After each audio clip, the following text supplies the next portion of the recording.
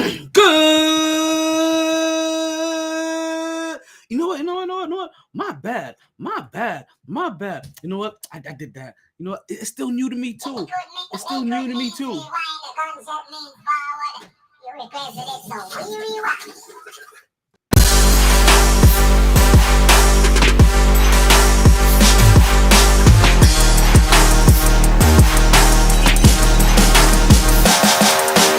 Everywhere we go, people wanna go.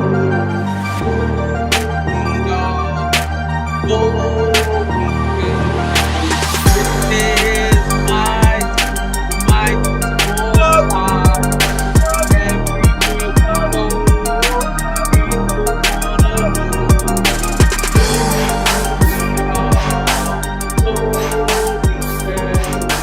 This is the MyT Sports Podcast. Good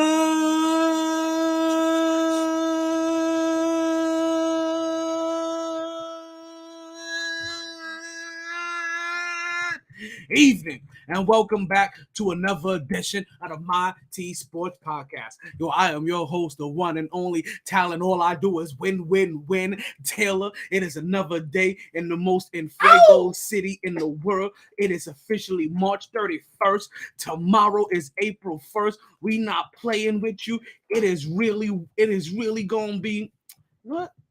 What's that day called again? April Fool's Day tomorrow. They can still do that. You know what? They do, but I think what happens is that we may be outside of the age bracket of individuals that still do that.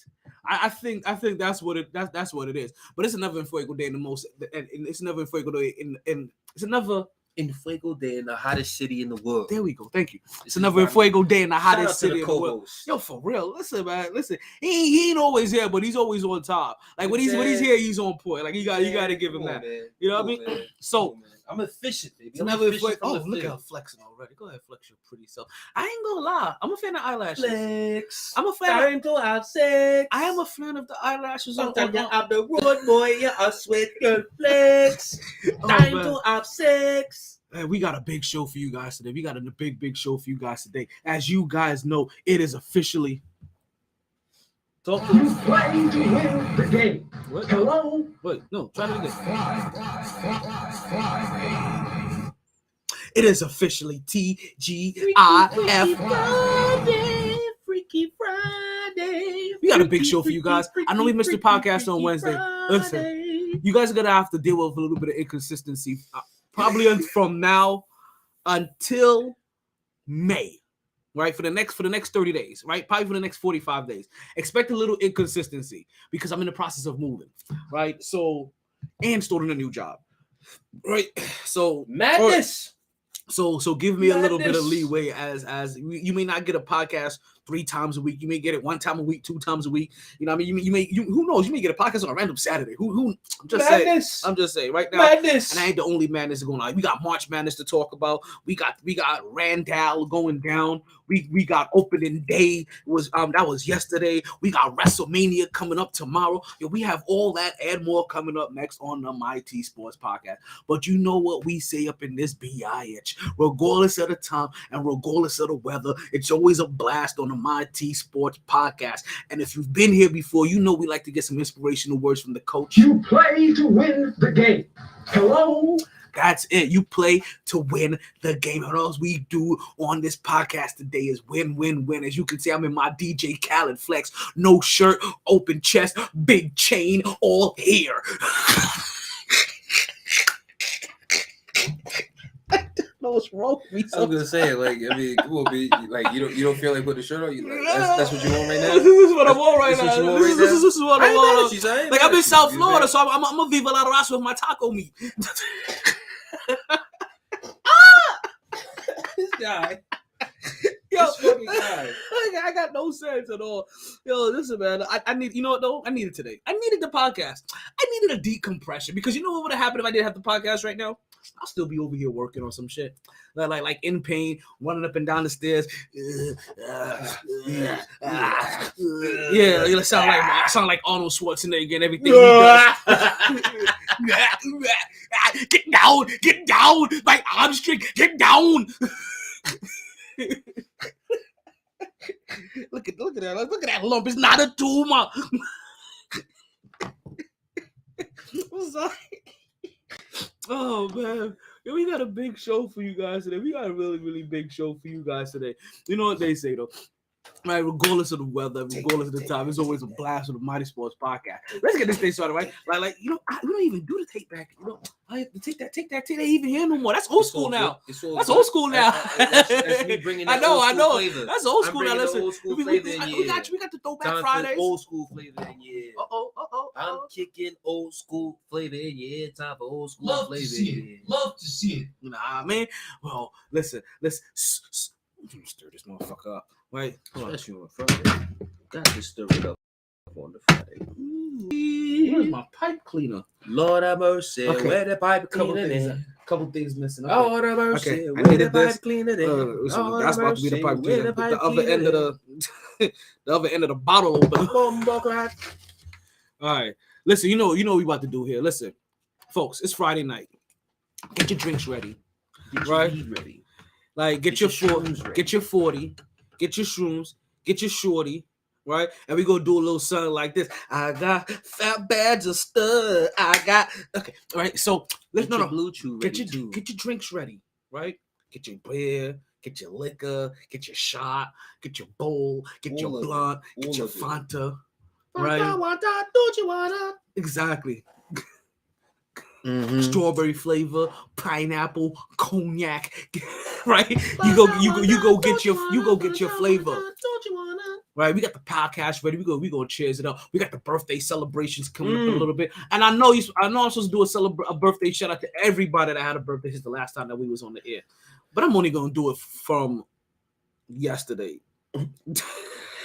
and today. Like we gonna keep things regular, right? I see a couple of people joining the podcast. I see a couple of you birthday people joining on the podcast. I see Julio. I see Crystal over there already out there. Listen, we gonna get your birthday shots. Let's do what we do when we start off every single podcast. What we do in the beginning of the podcast, we give a birthday shout out to everybody that had a birthday since the last time that we was on the air-ish. Right, we're gonna drop some ish on you today, right? So, yo, DJ MyT, without any further ado, right? I don't want to keep hesitating. I don't want to keep wasting the people's time because I don't know if I'm gonna do a 2 or 3 hour show today, but we got a lot of show to go on. Let's get this birthday shout outs ready. Oh, I got to feel that bass in my chest. Maybe because I got nothing covering it. Hey, yo. He on his Friday shit. Yeah, it's your birthday. We said it's your birthday. It's your birthday. It's your birthday. It's your birthday. It's your because it's your birthday. We sing happy birthday.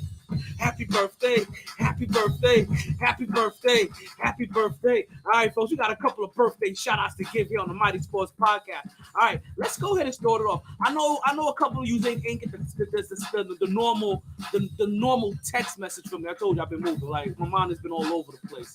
But you know what, though? You can always guarantee that for the podcast, we going to make sure that we get a happy birthday in place for you guys. First birthday shout out I would like to give out to. Let's go ahead and start out with the 29th, right? I told you we was going to start off from Wednesday, right? So we're going to start off from the 29th, and we're going to give the birthday shout out to Lauren Moser, right? Let's go. Can we get some love in the air? Can I get some horns? Yeah, right. After that, I would also like to give a birthday shout out to one of my best friends, to my homegirl. You understand? Like, she may not be a diamond in the rough, but she is definitely Crystal Michelle. Want to give a birthday shout out to one of my good brothers, my good friends, my homegirl, Crystal.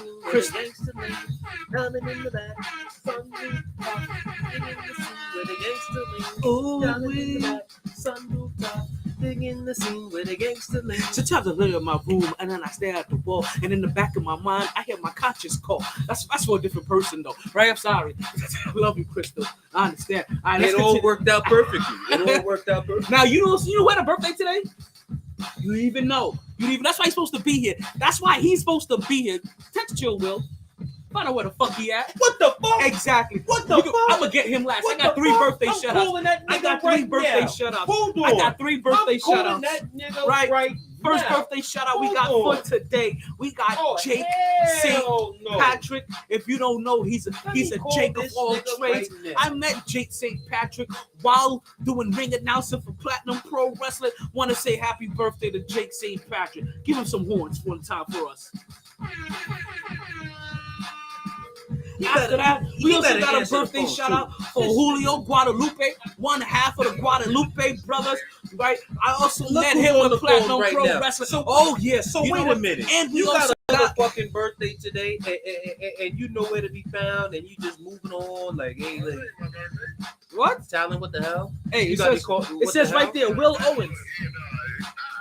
See, he got one of those fake. He got one of those fake Facebook birthdays. You can't be doing that. You know You got what? the fake. You got the fake. You know I birthday? base all of my birthday shout outs on Come Facebook. man. Come on, man. Man, chill with him for the fucking okie doke. He done put the banana in the, you know what, pause. He didn't put no bananas anywhere. Hey, what? Coming to America reference. Beverly Hills Cop reference. Never mind. Come on, man. Don't worry about what he said. Don't worry about what he said. So you pulled the wool over our eyes. This guy. I'm calling because I'm thinking this man's birthday and chill. Like, Hey, I know so too. So you know what? We gonna leave Will out of this, right? So happy birthday to Lauren and to Crystal and to Jake of all trades. One half of the Guadalupe brothers. Julio, Guadalupe, want to wish you all a happy birthday. Hope you party hard. You enjoy everything. You regret nothing. But more importantly, it's the weekend. It's the weekend. It's the weekend. You get your weekend at Bernie's on and you continue to stay.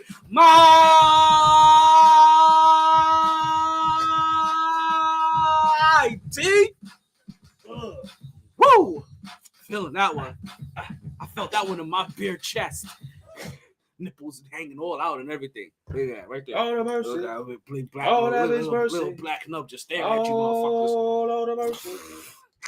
They can't even see it for real, for real.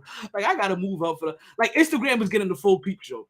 Instagram is like, see, like that's what everybody else. They getting me from the neck up. Instagram is getting the full peep show. Instagram is getting me in my full.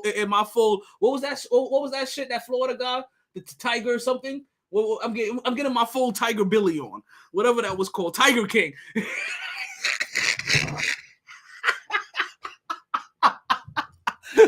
John Shaft. There's a little boy down the street by the name of Dante. You know him? Yeah, I know. There's a little boy down the street by the name of Dante. You know him? No. Now, if I see you talking to him again, I'm going to come down here and I'm going to whoop your ass. Now, what's my name? John Shaft. What's my name? John Shaft. Y'all know. Look at that scene.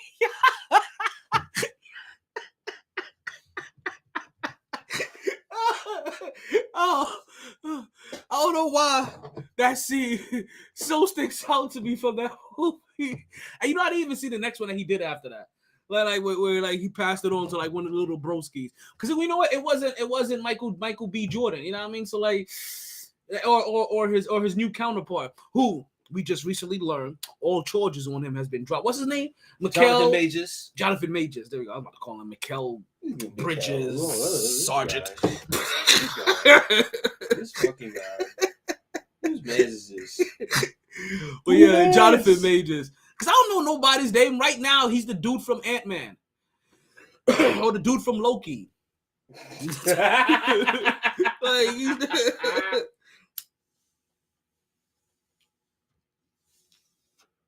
Like that's who he is. And you know what? I heard somebody mention something, right? Because you know how technically the Black Panther died, right? For a couple of things. That's raised my eyebrow. One, Superman literally became crippled.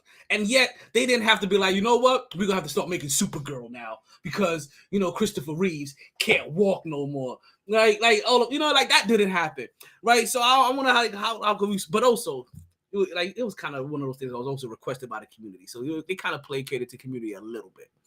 Right. But also, secondly, with all this multiverse shit, it would have been very easy to make Michael B. Jordan the next Black Panther right? And continue with him flipping instead of him becoming a jackal. He's not the next Black Panther. This whole multiverse shit that continues on the fucking franchise, or just did what you did with Superman, switch the fucking character. I don't know how we got on Black Panther today. You know what I mean? Like this not Wakanda forever. It's not even football season. Wakanda forever. What's gonna be our first topic of the day? Let's get into our first topic of the day. I don't even got a MyT topic. I guess I was the MyT topic of the day. Some random shit about Michael Majors. It's Friday. Michael Majors? It's Friday. Is that what you said his name was? Jonathan Majors. Say Johnny Majors? You know what? Johnny Majors should be more remembered. Jonathan Majors? That's kind of long in the tooth. But Johnny Majors? Yeah. Hey, if his mother got his name out there, Jonathan, I'm a like Johnny Majors sounds like the name of a typical white boy that does action films. More reason as to why I would not call him Johnny Majors. Like you literally just justified why I will not call him Johnny Majors. You said Johnny Majors, I immediately thought Johnny Bravo. I was thinking the other guy from Mortal Kombat. Oh man! See, like that's all you gotta do. Like just put Johnny and something in there. Johnny wrestling, like Johnny Majors, Johnny right? Football. Johnny Football, Johnny 2 times, right? Nope. Jonathan Majors. Cheers to you guys. Cheers to everybody. Cheers to the world. Got the whole world in his hand. He got the whole world in his hand. He got the way that drink hit. All the mercy. Got the whole world in his hand. All of his mercy. Let's get into our first topic of the day. As you guys know, it shouldn't be hard to tell where I'm going to go with this. You know we got that Knicks talk. You know we got that Knicks talk. Let's start with that Knicks talk today. Knicks fans, at least I know I did. Knicks fans, you got your wish. You're not right. You're not right. Listen, you got your, and you know You're not right. You got your wish at probably the best time of the. You're not right. Listen, believe it or not, it's a good thing what just happened. What happened? The New York Knicks just lost Julius Randle for about the next 2 weeks. Next 2 weeks basically is lines up with about when the stop it. Lines up with just around when the NBA playoffs are just about to start. So for you Knicks fans that have been kind of tired of Julius Randle's shit, here goes a perfect opportunity. You're not right. For you to see the team without Julius Randle. Because listen, this is why it's a good thing. It's a good thing in a couple of reasons, right? One, we're talking about the last 6 games of the season. So for the last 2 weeks, Julius Randle gets to rest. Julius Randle is top 5 in minutes played in the NBA. So a little rest, and he plays every game that he's healthy for. He doesn't sit on back-to-backs. He doesn't need to manage his loads like some of these people with load problems. We got Bluetooth for that, by the way. Right? Right? He doesn't have that issue. Right? He's not in LA managing his load. Right? Yeah, there's no Clippers shit. There's no Clippers shit. No, there's no Lakers shit. The only Clippers shit that's going on is haircuts. Well, actually, based off some of the haircuts that I see on the New York Knicks, I'm not sure if too much haircuts is going on. Listen, we know one thing. Their barber don't travel with them. No. They see their barber when they come home when it's convenient. They're not even making time out their day. Instagram Live doing us right with the lighting. I'm not going to hold you. Over here, we got to get our shit together. That's decent lighting. Because you know what? But you got to understand. Look at this, and look at this. Okay. Look at this. Like this brown that's really nice. This kind of whitewash. We out here looking like D'Angelo Brown Sugar right here. And they whitewashing us over here. We over here looking like we're going through the Sammy Sosa process. You know what I'm saying? Come on, man. Let's see. Let's see if we can. Hey, I'm good. Because next thing you know, you're gonna be fucking with how we looking up here. I'd rather at least have one for sure. We do look nice and short. Come on now. That's what we're saying. Hershey's over there. Come on now. I can focus on the good. See, in life, this is a perfect example of why you focus on the positive instead of the negative. let's get see what we got. You guys. Listen, guys. Phone lines are open if you're listening on Podbean. Don't forget, you guys can start interacting with us through the chat.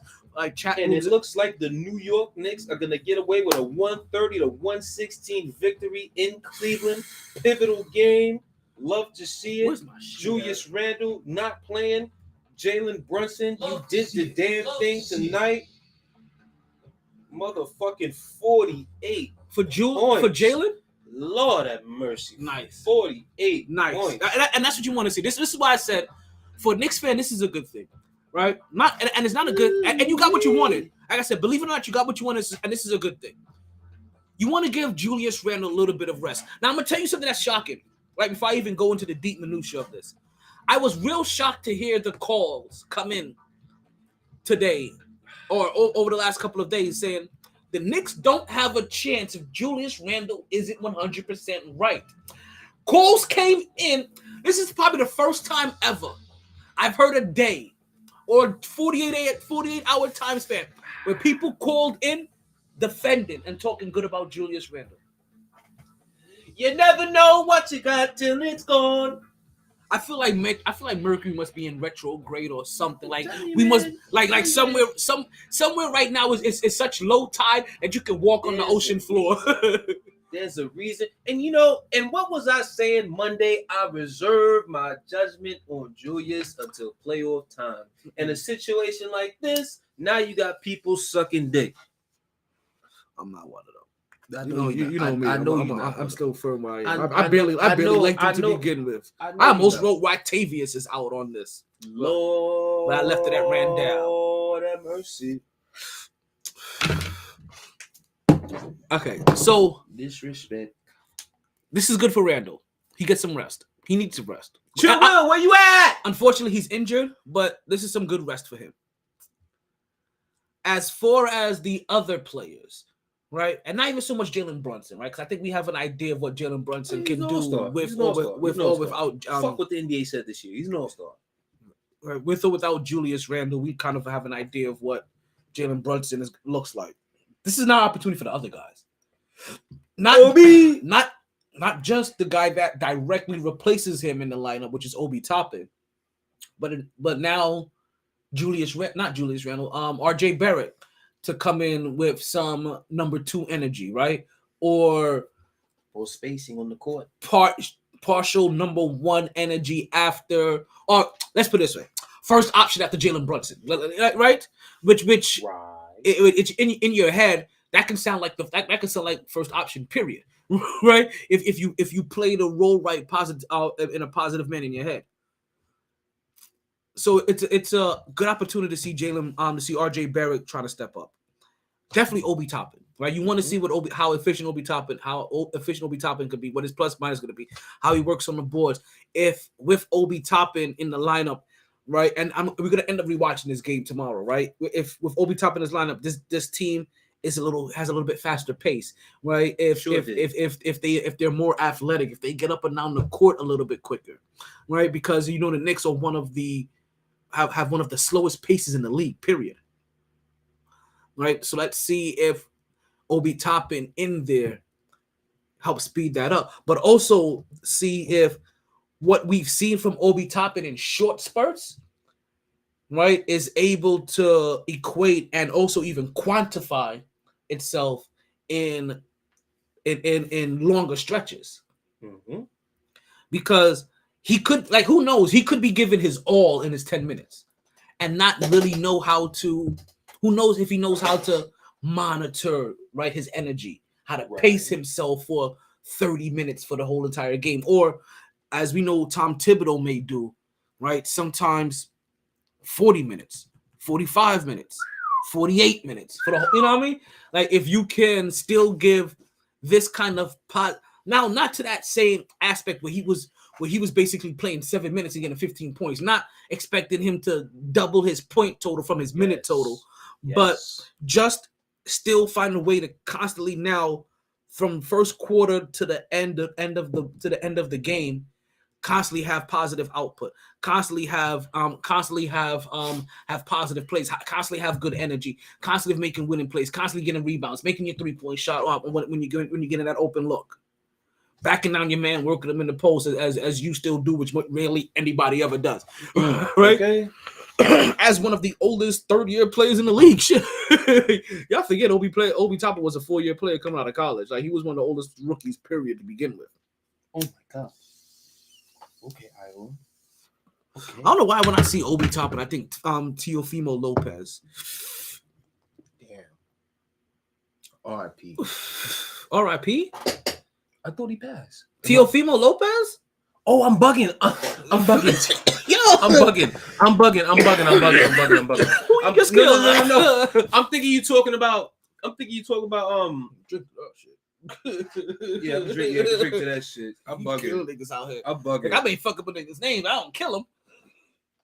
I'm thinking of what's his name. Fuck. That one nigga from the Knicks. Fuck. His last name was Lopez too. Fuck. So the Grim Reaper after that nigga, like, fuck. I'm champion. Get shit on. Get shit on. Get shit on. I need to clip this. This times I just want the 1v1 me, you pussy. Shut the fuck up. 1v1 me, you pussy. For real, you had him with the Grim Reaper, like, fucking 1v1 me, pussy. Think you bad? Come on, 1v1 me. Just killed them off. I sure did. My fault.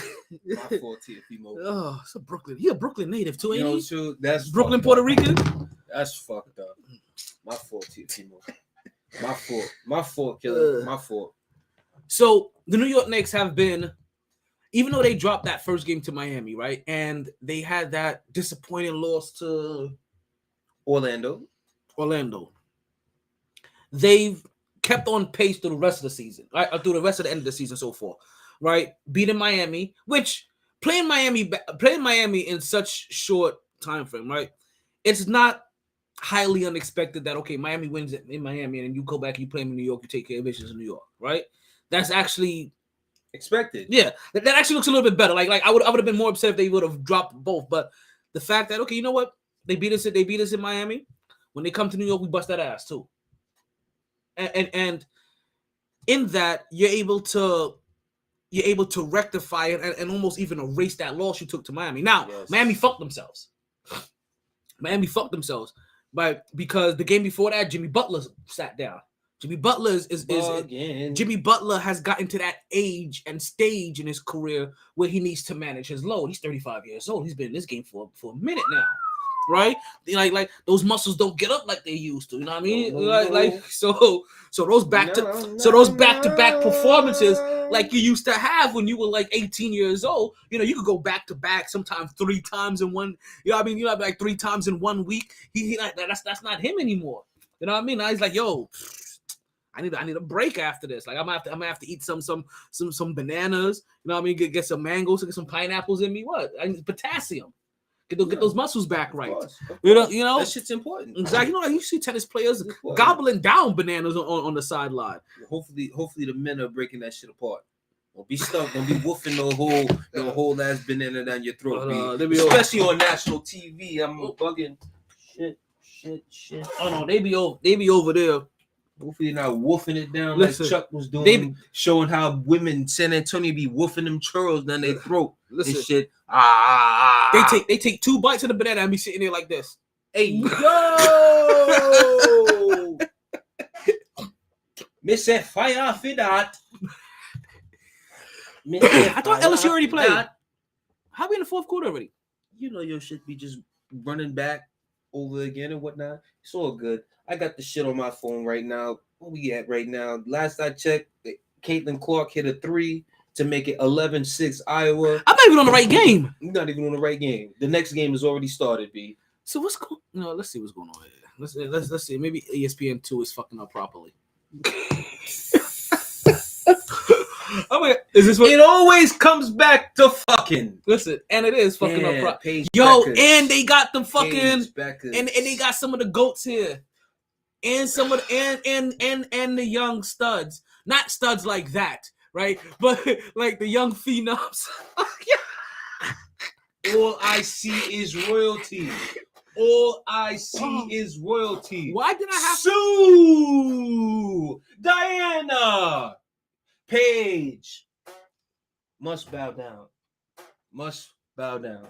Last one. I'm sorry. She's coming up. I'm sorry. She's getting there. I'm gonna be dead real. This is the first time I've ever seen your name, so please forgive me. It's just the other 3 motherfuckers, especially the top 2, I've seen for the last 20 years. Oh, fuck so that. That's Ozzy Fudd. Actually, I'll be honest with you. I don't know who the Fudd she is either. I really don't. Like, come on now. I don't know who the Fudd she is.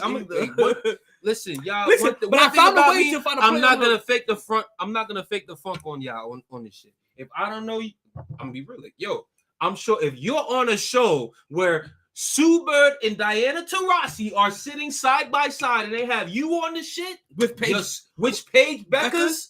You're somebody. Yeah, that's what I said. Like that's why I said some up and comers. I know you're because somebody. I didn't have to know who Ozzy Fudd was, but I know you're somebody. To look at the company she's keeping right now and be like, you're somebody. Like she's an up and comer. I don't know who she is, but I know right now. I know you're somebody. I know after today I'm going to be looking at as Ozzy Fudd's page and giving her a follow and see who the Fudd she is.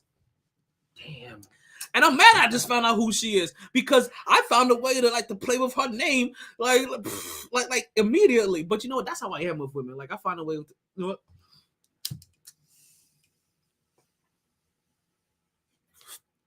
So, New York Knicks.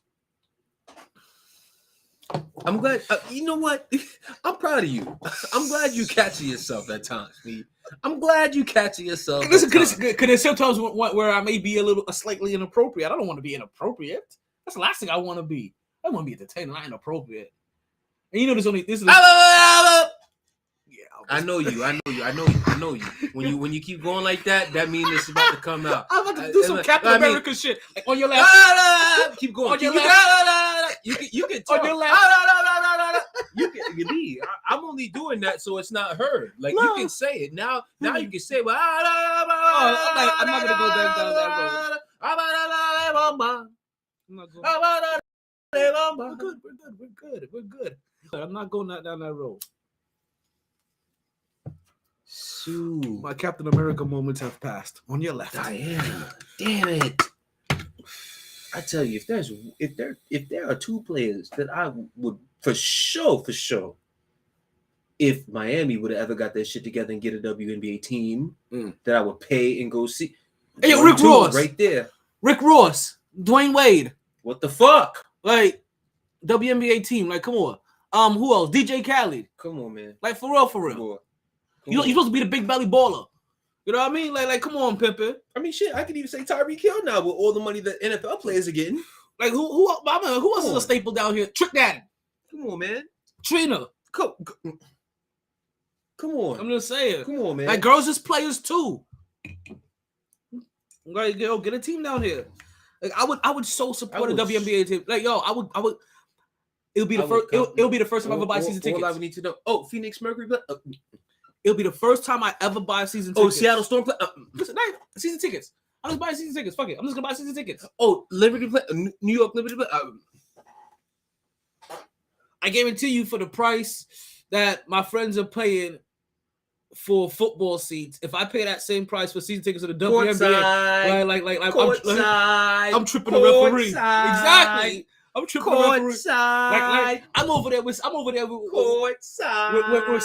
and Mrs. Bryant. Like, hey yo. I'll be hollering at Mrs. Bryant the whole time. Don't play with me. I'm sorry. What? She's single. What? She's sexy. What? What's wrong with it? You so disrespectful. What's wrong with it? What's wrong with it? Disrespectful, B. She not sexy? Come on, B. Is she not a beautiful woman? Come on, B. Is she not a beautiful woman? B. Is she not a beautiful woman? I'm not doing that to my favorite NBA player of all time. Is she not I'm not doing that. I'm not doing it to my favorite player. I'm doing it to his ex-wife. Wow. Come on, don't play with it. So you wouldn't violate with the WNBA shit, but that's what you want to do? Listen. So you couldn't get your lick in when I was but you had to do all that. It just happened. You talk about a hell of a sucker punch. Motherfucker. Listen, it's what happened on the victory lap. I'm sorry. Listen, you only miss 100% of the shots you don't take, and that's a shot I'll take. Wow. So you're gonna use the man's quotes against him for his wife? You sick fuck. Yo, I'm sure I could be a different animal and the same beast. Wow.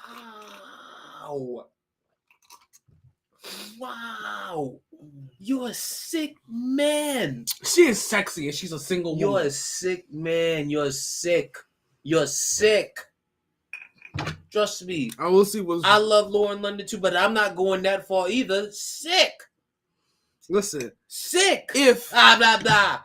If what's his name could smash Scottie Pippen, if Michael Jordan's son could smash Scottie Pippen's wife, blah blah blah blah blah. Back to the Knicks talk. God don't like ugly. Back to the Knicks talk. Yes, back to the Knicks talk. God damn. Listen, sometimes we get derailed. Lord, it wasn't me, Lord. It was me. Lord, it wasn't me. So when you send that lightning strike, Lord, just remember it wasn't me. Watch this. This will be the one thing I actually get faulted for. I'll be right there at the Pearly Gage chilling, and he'd be like, "Yeah, remember that Vanessa Bryant comment? Yeah, Kobe's my favorite player too." Next, I'm down there like, "Oh no, I just want to rock." Lucifer over there like putting on hits and shit, or little Uzi Vert, whatever you like to call him. I just want to rock. You're a sick man. You're a sick man. You're a sick man. You are all on your own island with that. Don't bring me down. It's okay. It's only because I have the guts to say, and she recently just won her lawsuit over the over the police department for releasing the tapes and stuff like that from the crash. I know. So big shout out to her. She's a winner, and I like winners. You know what we say here. Like, you play to win the game. Hello? And if I see her at a WNBA game, yes. Listen, yes, I'm shooting my shots. I'm going for 81. Lord forgive him, for he not know what he do. Listen, I think the most crazy thing is if somebody's saying that they wouldn't holler at Vanessa Bryant. I'm sorry. Hey, she's a gorgeous woman. I just can't do that. I'm not going that far. That's one woman out of all the beautiful women out here. I will respectfully say, you know what? You go over there. You off limits. The rest of you though, how you doing? As respect to her as a woman. Basically, as a natural woman. Listen, let me keep it. Let's speak of natural. No, you want to get controversy? Let's speak of natural. No. It don't even have to be controversial about natural or anything like that. Let's talk about natural women. Let's just keep it in perspective, okay? Melo is my second favorite. Brother, you fucked up. You cheated. La. How you doing, honey? Okay, I see what you're talking about now. I see how you feel though. I see how you feel. But he's here though. Like, but at the same time, he gotta see you. But at the same time, that don't matter. That don't like mean nothing to Steven me. Jackson kind of shit. Like, I don't mean nothing to me. You would have had that. You would have had that okay. locked down if you didn't do your dumb shit. Okay. You know what I'm saying? I can say this much. You did your bullshit, so you lose your wife. Now she out here getting fucked on TV and multiple shows. I can say this getting much. Fake fucked. I can say this much. Quote unquote. I know now how you feel about how I said about that Vanessa Bryant shit. I'm like, yo, that's out of pocket. Like you can't be fucked with this nigga's Honey Nut Cheerios. So you gonna blame me for saying something about Lala when you want to be talking about messing with a dead man's wife? He's not in the picture anymore though. Really? He's only in the picture because of something he couldn't control. Melo's not in the picture because of something he could control. That's tough. That's why I understand how you feel now. And I understand how you feel now. You're a sick man. You're a sick man.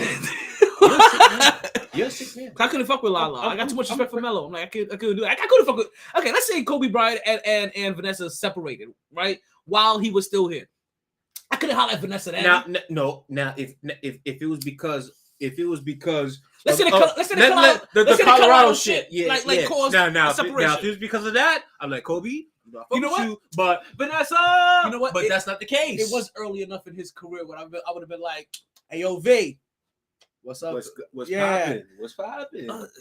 But that wasn't the case. But then also, I think it's still because also like You're a sick man. I really like. You're a sick man. How when I wouldn't fuck with Lala? You're a sick man. You're a sick man. I'm leaving Lala alone. No.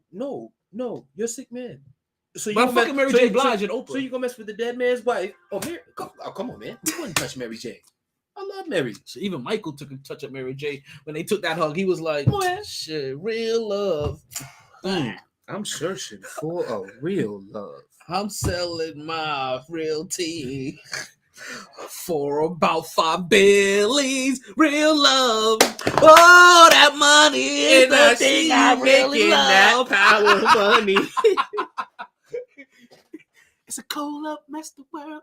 How does that song go? Yo. Oh my goodness.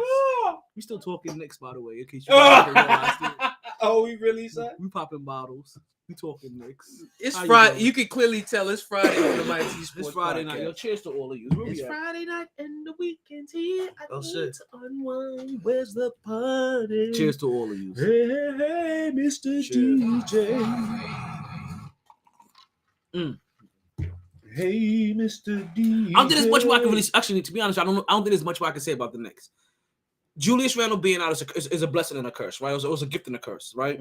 It's some Jay-Z shit where you want to see Julius Randle being out, and you don't want, like, it's inconvenient, right? Based off it being at the end of the season, but this is a perfect opportunity for all of the other guys to be able to step up, right? Not so much Jalen Brunson, but Julius Randle.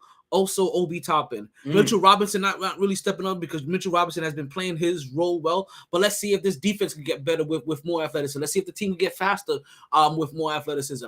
Let's see between Josh Hart or Quentin Grimes, which one of them steps into RJ Barrett's role as that third option and how they thrive there. So you know what I mean. So and also it's a good way for this team to try to gel and see how they play also without him going into the playoffs. That's what I said. This is the kind of the perfect time because we're talking 5 games before the playoffs. Almost every game right now that they're playing right now is that they're taking as this is playoff games because we're playing for seeding.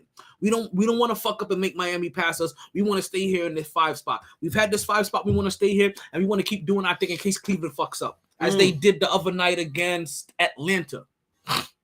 They lost by 2 points. What was that? 120-118? So something like that. And then something happened to them in Cleveland tonight. And then they lost again tonight. So this is Cleveland losing 2 games back to back, right? Losing the games before they played the Knicks, and then also the game against the Knicks. The Miami Heat lost 2 games back to back, losing the game they played before they played the Knicks, and also the game against the Knicks. Like those 2 losses for the Miami Heat, that really hurt them.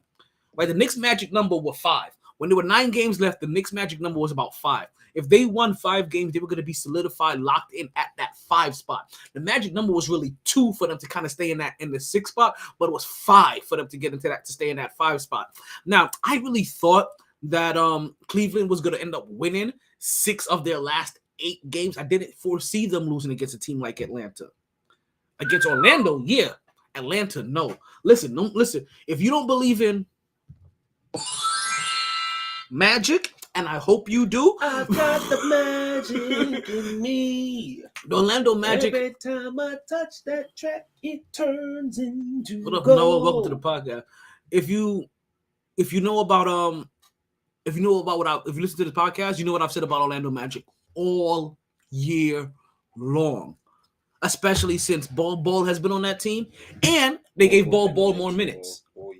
Ball has been like the person that I hate. There's only one other person I hear talk about Ball as much as I do, and that's Bart Scott. And I hate when people like that is on the same level as me. But I like him even more. Like, because I fuck with Bart, but Ball. I can tell you, he's the poor man's Kevin Durant, especially if you're playing 2K. What do you have to say about? What do you have to say about Julius Randle's injury and what this means for the team and the timing of it? For one, the very first thought that crossed my mind was, okay, maybe because the Knicks he got hurt, okay, pace of play was going to increase because for one, that automatically means you're down 1 less big. Mitchell's out there, but granted, he moves like a turtle at times. So Jalen's going to be pushing the ball. Chances were, I automatically thought before I even saw what was going on in the game tonight, Obi Toppin will be playing, or at least starting, most likely. And then you have Quentin and RJ. So I'm like, okay, that's 4 guys for sure who's going to be running the floor on offense. And they could tell by the number of points that the Knicks scored tonight. I believe was 130. Yes, 130. Right? 130. Speaking of 140, there's a particular game that took place last night that I would love to talk about at some point, but we'll get there after Knicks talk. We'll get there after Knicks talk, because Lord have mercy. I'll let you lead up on that. Boy. As soon as you're done talking, Knicks, you can lead right into that. Oh my goodness. But anyway, yeah. Back to Julius. For like T said, Julius getting hurt. Granted, I'm not one of those people who wanted who took pleasure, not necessarily took pleasure in a way, I guess, but said, okay, Julius hurt. Now we get to see. No, I saw it more as, damn, Julius got hurt. Fuck, I don't need injuries right before the playoffs, but damn, okay, well, he's been playing all these minutes all year long, so it's about time he finally got an opportunity to really sit down, get some rest, get refreshed, rejuvenated, because I believe the NBA playoffs is, I want to confirm the exact date. April? I know we all know it's mid-April, April 15th, April 20th? We all know it's mid-April, but I'm a person who likes to make exact confirmation. Okay, fair enough. By the time the Knicks should be playing, it should be no earlier than April 15th. And he should have enough time to come back. Exactly. They said he should be evaluated. They say he should be evaluated in 2 weeks. Exactly. That's literally the week the playoffs start. And even if he's not ready for that first game, granted, obviously you wouldn't want nobody to be ready for the first game because every game in the playoffs matter. But we just got a peekaboo of what that first game could look like without him. True, very true. That's why that's why I wasn't too concerned, because I literally said, I would like to see how the squad looks tonight in a game that is very important without him. And shout out to JB, who should have been an all-star. Whether it's him and Julius going together or just himself, it should not have just been Julius Randle going to the all-star game. I'm sure, but was it Sabonis that I think took his spot? But Sabonis was playing in the West, so that shouldn't matter. At the time, he had been traded already. He was playing in the West from the beginning of the year. Oh, okay. So it's like, I mean, I'd have to go back and remember the East All-Stars again, but I'm pretty sure there were a couple in there where I'm like, Jalen Brunson deserves to be in there. It's not more so that particular player or particular players didn't deserve it, but for the season he was having, the impact he was having on the Knicks, he deserved to be up in there slightly more. Or find a way to get him in the skill challenge or the 3-point contest over. But the fact, the fact that he wasn't in there at all. What I'm looking for. Perfect. Because I've been keeping track. This is my little. I've been keeping track.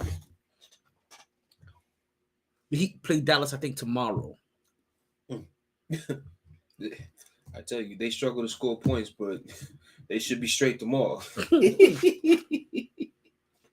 Kyrie, it wasn't me, man. I love you. I love you. Exactly.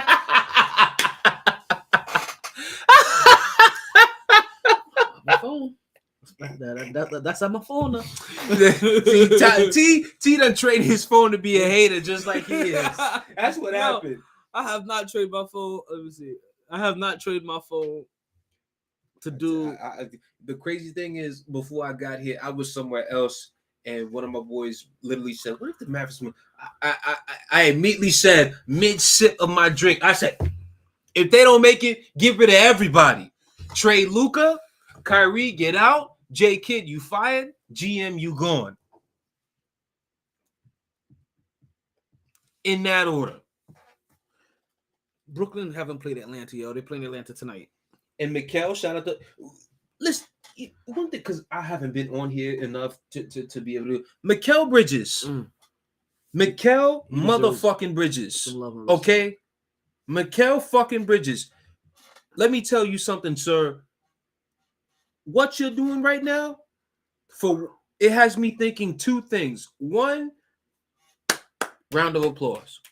Round of a motherfucking applause. The second thing, Monty Williams. What the fuck?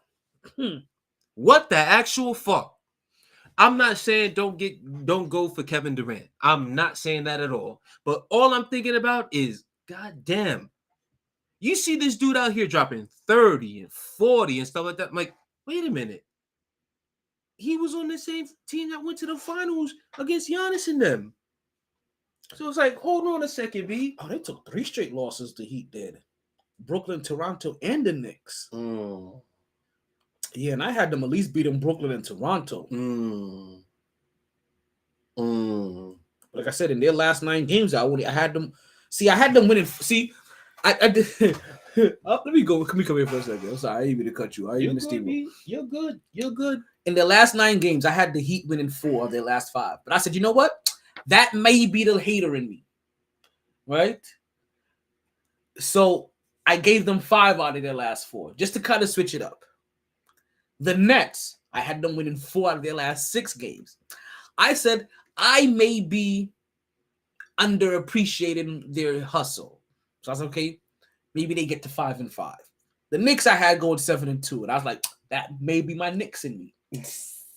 So let's bring that down to 6-3. Realistically, probably 5-4, and 5 is all they need. Then I had Cleveland. I think I was pretty fair with Cleveland. Maybe overly fair. I had them going 6-2 in their last 8 games. Only taking L's to us and Orlando. Listen, and so far they also dropped one to Atlanta, right? So that was, but still, if everybody basically wins 5 games, the Knicks are solid at 5. Then nothing has changed.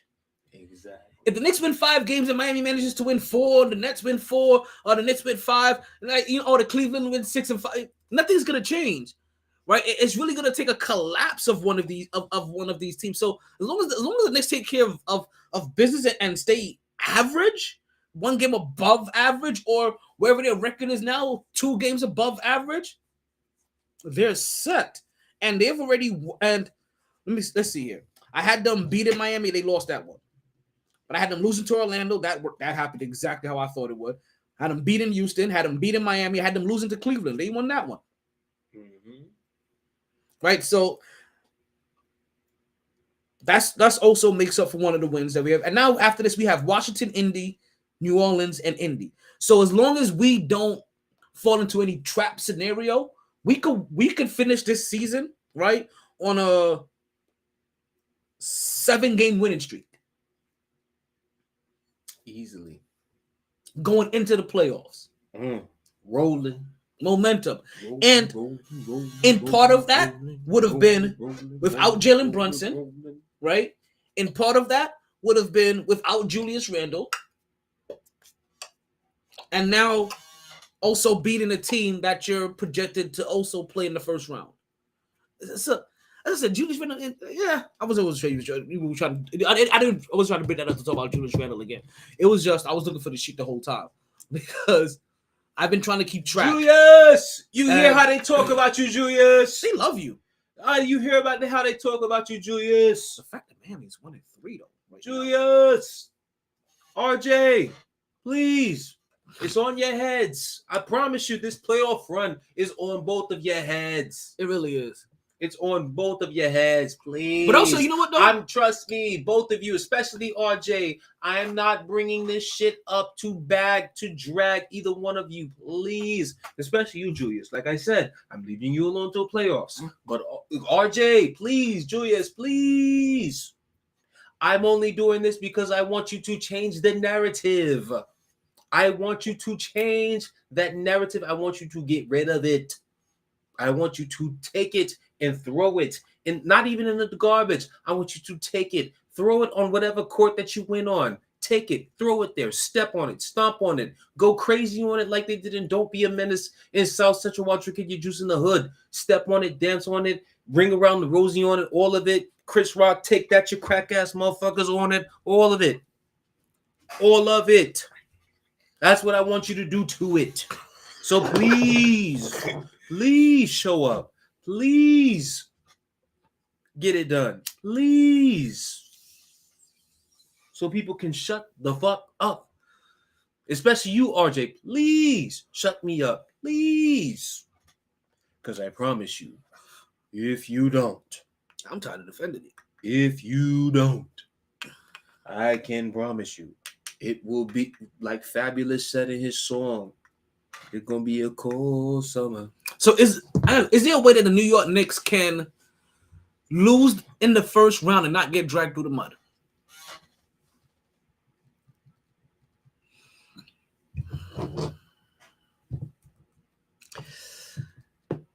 I'm gonna take that as a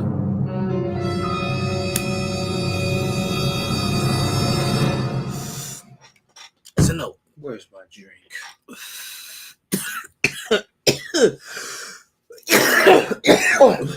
We practically locked to play who again? So I'm sorry. I mean, you know what? No, wait a minute. Motherfuckers, I tried so hard not to. What's our record against Cleveland this year? I tried so hard not to equal what this motherfucker say when it comes to Stephen A. But I'm like, it's a legit fact. Bitch, you cannot lose to the team with the player that you really wanted to go get. You cannot do it. You can't do it. It will not be a good look. It will not be a good look. No matter how you slice it. If you lose, especially us New Yorkers, we gonna find a way to point to weed through all the foolishness to find exactly what it was that cost that playoff series. Okay. It's at the point where, you know, of course, I don't want this. I need some fake wood. You almost at the point where if you were to lose, the only slight possible way it could be acceptable is if Jalen Brunson shit the bed, because that just wouldn't be expected. Because we've been all talking about. I think they all have to play well, because I don't think we're willing to accept a bad game. Okay, so think about it. Who would you be able to accept a bad game from? And that's what I'm saying. I don't think we will be willing to accept a bad game from anybody except for Hartenstein. In that series, that series. The only reason we on RJ and Julius is because, I mean, you guys been here. For one, you've been to the playoffs before. You've seen the narrative. RJ, you were involved in these trade talks and whatnot. And Julius, both of y'all just didn't perform that well against Atlanta a couple years ago in the playoffs. It's just like, so. Now, RJ's number one assignment is going to be Mitch. Right? But I still need 20 out of him. Bare minimum. Every single game. On average, at least. So one game he has 32 and the next game he has 15, I won't be upset. 35 and 15. I won't, whatever it is. 32, 50. But who can have a bad game? Deuce, maybe? If he plays. Like, you realize we're talking about, like, the third option at their position. Deuce, Hardenstein. Oh, God. I hate it. I hate it so much. I hate narratives. We won't allow a bad game from Quickly, or a bad series, not a bad game, a bad series from Quickly, because we expect him possibly up and down. But we said so badly. I know Obi, no, Julius, no, RJ, no. Nick has no room for error. None. It sucks. We gotta get the space because they're not in championship mode. They're in grow mode. Oh, they're in grow mode. So this is weird. So beforehand, we can't think of a way where if they lose this series, they won't get dragged through the mud. But I still think there's a way. We just can't fathom it yet. Like, there's a way. And also, you know what though? Other markets, you fans of smaller markets, it's a big market thing. I'm sorry. Like, I know you guys, but like, you being too, it's a big market thing. Like, I've I've learned, and as if you will learn, things are just different in big markets or even in mid-major markets. Like Miami's kind of wishy-washy, right? But when their team doesn't, the bad thing about Miami, right? When their team is not winning, they don't get this outrage. They just stop caring. Them niggas just. Them niggas is just like. When they're in the Eastern Conference Finals last year, yeah, like I told you, when we're down here in South Florida, right? If your team ain't winning, there's always two things that you go always fall back on that you know is out there to distract you: La Playas and Putas. But granted, one thing I will say, and I'm not going to say the name of this particular place. Granted, it doesn't affect us, but I'm still just not going to be that guy. I'll never forget this one particular sports bar that I went to, just to see my people. It just happened to be, the Heat playing Game 3 against the Celtics Eastern Conference Finals. It blew my entire shit. How it's a Saturday night. The home team is playing in the Eastern Conference Finals, and the game is starting, and we have to hunt a manager down to get the game on the TV at a sports bar in South Florida. Yeah. I'm not gonna say the name on the show because I'm not gonna jeopardize business, but people who know me and know this face know exactly, because this is not the first time I've mentioned it. People who know me know exactly which spot I'm talking about. And that can't happen. It cannot happen. Thank you. There's no excuse for that. The fact that we had to hunt a manager down and they had to try to give excuses as to why they didn't have it at first. That was the thing that blew me. They tried to give excuses at first, B. South Carolina won last year, right? Yes, they're going for back-to-back. That was their first one, right? They're going for back-to-back undefeated season right here. LSU just made it to. Was that championship? That was fine. This is Final Four. So yeah, so LSU just made it to the championship. So right? Winner here plays LSU. Wait, so they took out. Oh no, UConn women wasn't in it this year. Who took them out? I think Virginia Tech was no. Ohio State took them out in the Sweet 16. What happened to the Volunteers? Yeah. Has the tide shifted? B, you have no idea. I wanted that Tennessee UConn matchup in the Elite Eight. I needed it. Women's basketball needed it because it would have been like old times. It would have Tennessee UConn in the Elite Eight for the chance to go to the Final Four. However, Virginia Tech and Ohio State said no. Fuck that. Y'all time is past. So you know what was the highest rated ESPN program so far this year? A women's game? Because I'm pretty sure that's the only reason why you be bringing that up. You know me. I know my brother, man. I know my brother. Oh, I already adjusted for that. Let's bring that back up. Okay. I pre-did that one well. Let's try it again. Hey, the last women's tournament with Caitlin in it.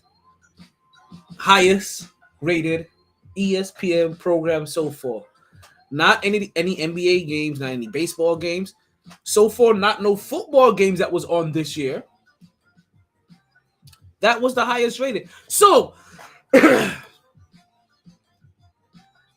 goes to show you that this, and it could also be college too, because I do for some reason find women's basketball for college a little bit more interesting than I do the WNBA. This is something that's a little bit more spectacular. But I don't want to say spectacular about it, but also just like the men's, I'm also jumping in at most times in the tournament and catching when UConn is playing their 12th season undefeated, right? Right? Yeah. That wasn't a thing? Was that not a thing? I mean, it's UConn. It's UConn women. Okay. It's Gino Oriella. It's what they do. Okay, so why are you saying, come on, man? Like I said, a bad thing. I didn't say it was as if it was a bad thing. That's the thing. Okay. Now look who's jumping to conclusions. My bad. Come on, man. My bad. What your taco meat hanging hanging up? My chest is out today. I'm sorry. Cut the camera, man. Nobody gives a damn. Cisco having ass nigga. I did Cisco for one Halloween, you know. I know. That's why I brought it up. Had to hear platinum and everything. This. Doing cartwheels in the fucking parking lot everywhere I went. Love you when your booty go da da da. I like it when the beat go, baby. That thumb, da, thumb, thumb, thumb. I like it when the beat go. I like it when your booty go.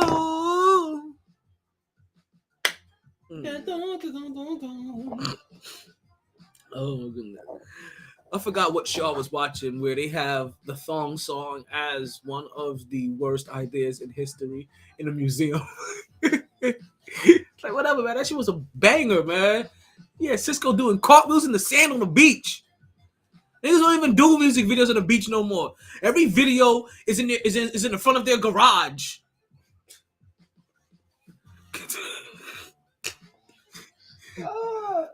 What? I think the problem is most of these videos are dramatic as hell because they want to be doing it all over the place. At least some of the videos back in the day. Like, think about it. Think about the videos that used to have like about 5, 6 niggas on the song. They wouldn't do it over there. They had the fucking black screen and whatnot, and just all of them just doing crazy shit right somewhere in some studio with a fucking screen in the back. Not even anywhere. Literally, exactly. Thank you, phone. Not even doing shit. Think of it. Make this money. Take this one. niggas was in a black and white screen. Niggas was nowhere. Listen, man. I know they weren't nowhere. I love it. Those, but at least they were. The only reason I'm jacking it is because those were the best music videos, though. Like Missy Elliott. Come on, B. In the goddamn cheese grater. Come on, B. Come on, B. Those were the best music videos. Those were the best ones. Those were the best ones, man. Those were the best ones. Sue, Diana. Listen, maybe I'm not watching music videos anymore to know what's going on here. Right, but like Super, you don't have to keep making yourself look all good like that on TV. Man. She wants to though. I ain't mad at you though. I be thinking the same thing too, but I ain't mad at you though. Like, I don't even recognize her when I be seeing her like that. I be like, yo, like damn, okay, yo, hey, can I buy you a drink? I'ma take you home with me. I got no money in the bank. What you think about that? But I'm hung like a black Cadillac. Got you feeling like, oh, yo, that.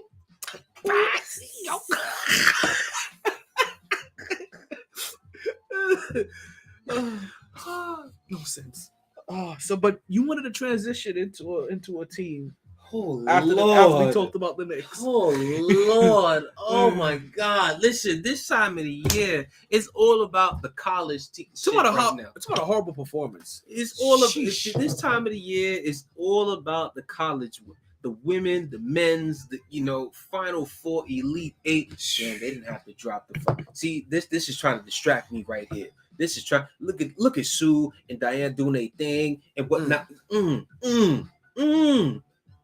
Back in the day, like how they used to do. Diana! Caitlin! Greatness. Just greatness. Greatness. Pure greatness. Just greatness. Look at that. She was like, you down by, she was like, shut up, you're down by 15. I love it. I love it. But also, I felt some type of way because I was like, nah, I wouldn't shut the fuck up for anything. I'm not shutting up. Like, nah, I'm gonna keep talking that shit. I've been doing this. You're gonna keep getting your head beat. And what she would have said, you keep getting your head beat in. Like, I don't have to tell you I'm gonna keep talking my shit, but I'm not shutting. I'm gonna keep talking my shit because that's what I'm gonna do from the beginning to the end. I'm not switching up just because I'm losing now. Like, fuck that. Facts. You go hear me down with the exactly. Shit. Going down with the shit. And I respect Caitlin because if she was a pussy, she would have let them niggas come back. But she said, nah, fuck that. I'm gonna keep beating your head in. But this time of the year, it is typically all about the college hoops. The women, the men's, the Sweet 16s, the Elite Eights, and the Final Fours. So it's rare. I'm talking about myself. Unless it's the Knicks, there's not too many NBA games I get into until after the national championship because it's that brief window and then boom, playoffs come back. However, I happen to notice Thursday night, the Celtics and the Bucks were playing each other. There were no college games on because everybody's playing Friday and Saturday for the Final Four. Danger zone. So I said to myself, the die-hard hoops fan that I am, knowing the Celtics and the Bucks have been back and forth between the 1 and the 2 seats all year.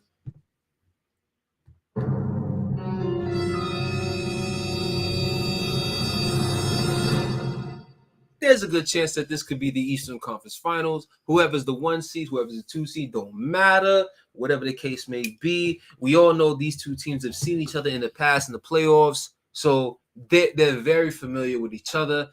Everybody played. There was no load management whatsoever. So I tuned into this game. I didn't tune into this motherfucker in the middle of the game. I tuned into this shit. Why should I? She could be the daughter of the Penguin. I'm sorry. I just saw it.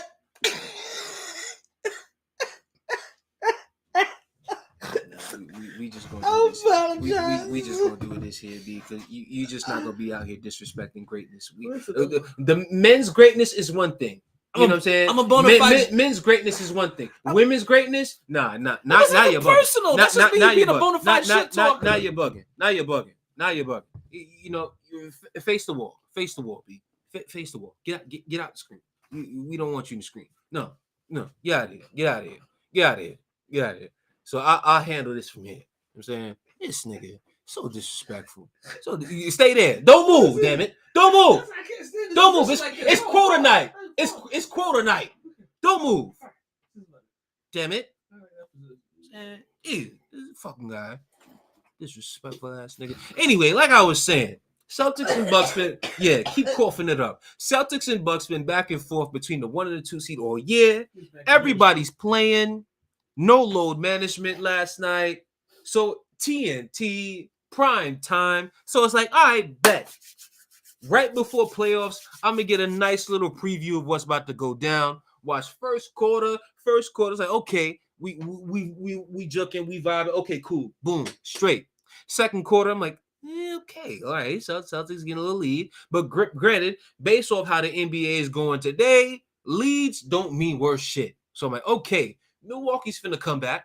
I'm like, okay, all right, cool. Well, damn, it's 161 now. Like, okay, like Milwaukee, time is of the essence, my nigga. Like, sheesh. All to the point where the final score finished, and the score was 140-99 Boston. Now, forgive me for being somebody who's caught in the motherfucking moment, but I am a big believer of, not necessarily playoff games, but games in a season that it's like, okay, we're paying attention, because this could go down the lane and down the line and whatnot. And I get it, back-to-backs, whatever. I don't care. I don't care if it's a back-to-back. Me, personally, if I know the second game of a back-to-back is a home game against Boston in my house, I'm like, okay, cool. I know we got this game tonight, but we got to make sure we do what we got to do to be ready for the next game, because there's a good chance we could see these motherfuckers down the line. So this is a measure. Granted, it's not the biggest game in terms of we need to win, but we need to at least see at certain points how we measure up at certain things. And the fact that everybody who mattered played, and that was the final score, to say it left a bad taste in my mouth would be a huge understatement. The hoops fan in me was very, very disappointed that I spent most of my Thursday night.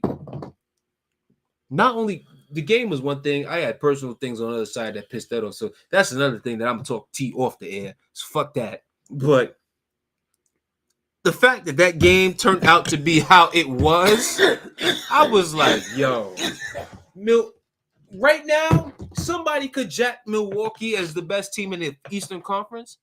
I may jump them right then and there. Don't talk to me about the Milwaukee Bucks as the best team. Granted, it's not even that I believe that Boston's the better team. It's the fact that after that ass whooping, don't come talk to me as, oh, it's one game. No. Getting blown out on your home court by 41.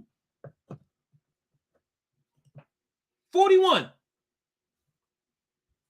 41? No. Please. You have failed this city. I'm sorry. Emotional damage. I'm sorry. I don't see the Golden State Warriors getting blown out. You know, Golden State Warriors, people have been on their head top about losing on the road and losing at home. Not even losing at home, but mainly on the road. You can't find me a game this year. They got blown out by 41 with all their guys playing. Is this your game? Huh? Giannis, I love you, but god damn. Damn. Middleton. Drew, you just dropped 50 the game before that. Damn. So you left all your shooting in the last game? Sheesh. Damn. Not a good look. Not a good look, B. I'm sorry. I know it's just the regular season. I know most of the guys on that team already have a ring from the ring that they took from Chris Paul and whatnot, but I'm sorry. Games like that, no. No. You're a loser. Basically. I'm sorry.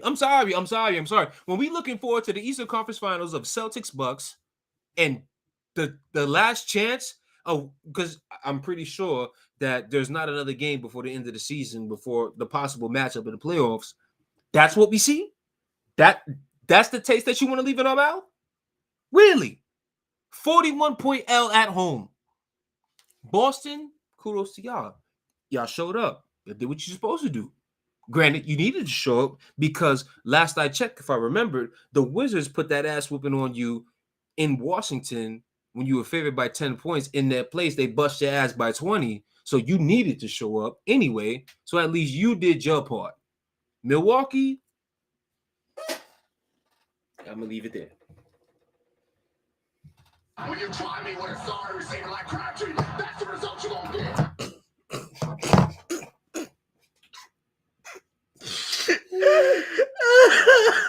Basically, though, Crabtree will forever. Like I know, you know what though? I don't think he catches strays in the sports world because nobody cares. He became irrelevant after that. But it's so crazy how he became irrelevant after that. But he will forever catch strays on this show. Like he will. Also, because mind you, after that, not too long later, you got Aqib Talib just straight up pulling him zip right here with his chain, and like, then him knowing it was gonna happen again, so he tucked his chain, got it snatched again. Him knowing it was gonna happen again, taped his chain to his chest, still got it snatched with the chest hairs and everything on the tape. Hey, yo! Come on, B. How you get your chain snatched 3 times in the NFL? That is no respect, disrespect. We're out contest. Your hood don't claim you. Your hood don't claim you, B. 3 times? Real talk. If you even was from the state, I'm not even talking about city. I'm talking about state of New York. Even Albany would disown you. Westchester would disown you. West Nyack would disown you. He must be lucky. There's only one nigga I know to get his chain snatched and still show his face in the same neighborhood. Word. And that's Stephon Marbury. Word. Well, I heard later he was really pissed that Jay-Z made that line about him. I'm like, bitch, I'm sorry. You somebody snatching your chain? Hey, yo. But listen, that really happened. I remember being in Germany hearing about that shit. That Marbury was at the fucking light and somebody. But you know what though? That taught niggas a lesson to not try to stunt through your city like with your windows down, because you know what niggas was doing back then. Like you had your music blaster, like you have like you in your city, like you have the windows down. In New York, it's that traffic don't move. So niggas see you and they see you stuck, like, oh, I got big time. Let me see if I can time this shit right. I'm gonna be watching and just put that hand on your chest. You know what I mean? Like they trying to resurrect you, and next thing you know, they coming away with your $500,000, or your $50,000 poor investment. Yo, shout out to Jake the Jeweler, yo. You got a lot of niggas' money. I know shit like that. When you get robbed, niggas be thinking, damn, did I really need to buy that chain? It's moments like that right there. It's like, I'm still famous. Yeah, I'm just $50,000 less. Listen, you hear all of them now that ever did it. They all regret buying something like that. That big piece of gaudy jewelry. Yes, they all regretted it. They all regret it because a couple of things. One, not only was it so like gaudy that they don't even really wear it out. But they can't wear it out.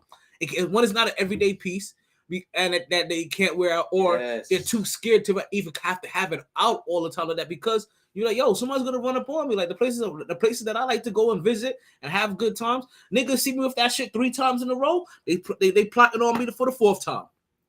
Like, come on now. You know, like I said, listen, you only can't. The fact that you even thinking you could get to a 4th time is crazy. Listen, crazy. Listen, the only time you can't go back home is when niggas see you so stunting so hard that they're like, yo, we gotta set this niggas up. We gotta get this nigga.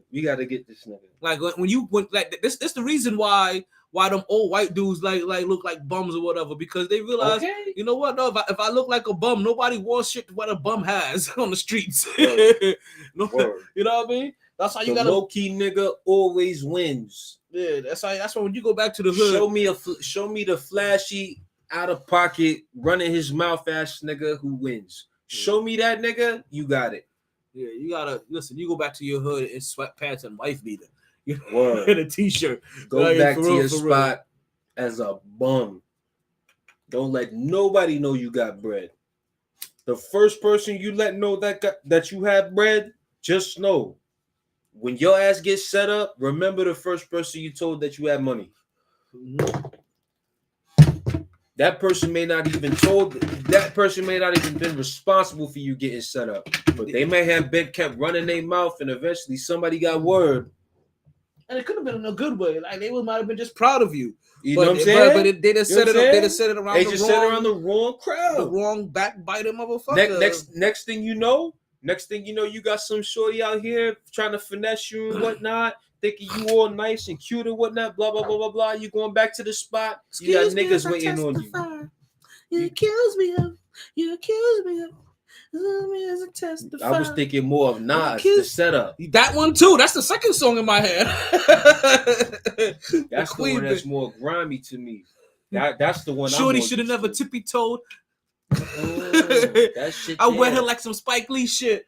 Let 3 go and hit one. But you think about that shit, and the wild shit is, just to take it to another tip, but just slightly. Some bitch had the nerve to come tell me that it's easier for a man to cheat on a woman than a woman to cheat on a man. I was like, girl, are you dumb? That's like saying it's easier for a guy to get ass than it is for a woman to get ass. Because that, by simple equation, is the reason why it's easier for you to cheat. Literally every waking... Listen, you got men that will meet you by the goddamn dumpster to fuck. Listen. Niggas will fuck you in your roach motel of a house. On your mattress that's on the floor. Beside the trash bag that has no trash can. Niggas will fuck you on the fucking subway. Seeing another used condom on the floor in a corner that a roach is crawling over and still be like, let me get this nut off. Facts. And at least I don't have to see her again. Then at least want to get that note off one. Listen, because one time is fine with me. Big facts. Oh man. However, women want to be, if they want to be, supplayed and fucked, it has to be over a balcony top and whatnot.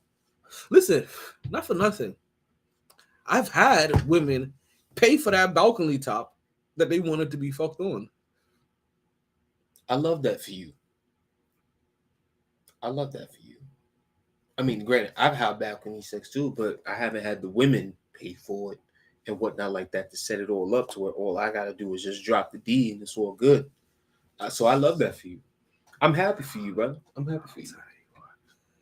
I'm really fucking happy happy for you.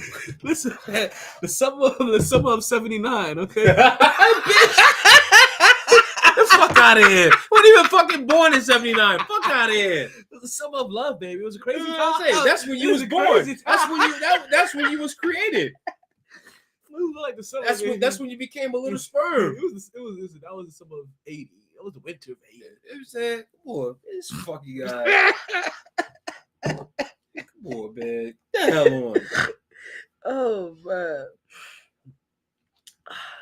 Let's stay local. Let's stay local for a little while, right? Iowa still got the lead on over South Carolina. Oh, Listen, shit. it's gonna come down. It's a Look, nine.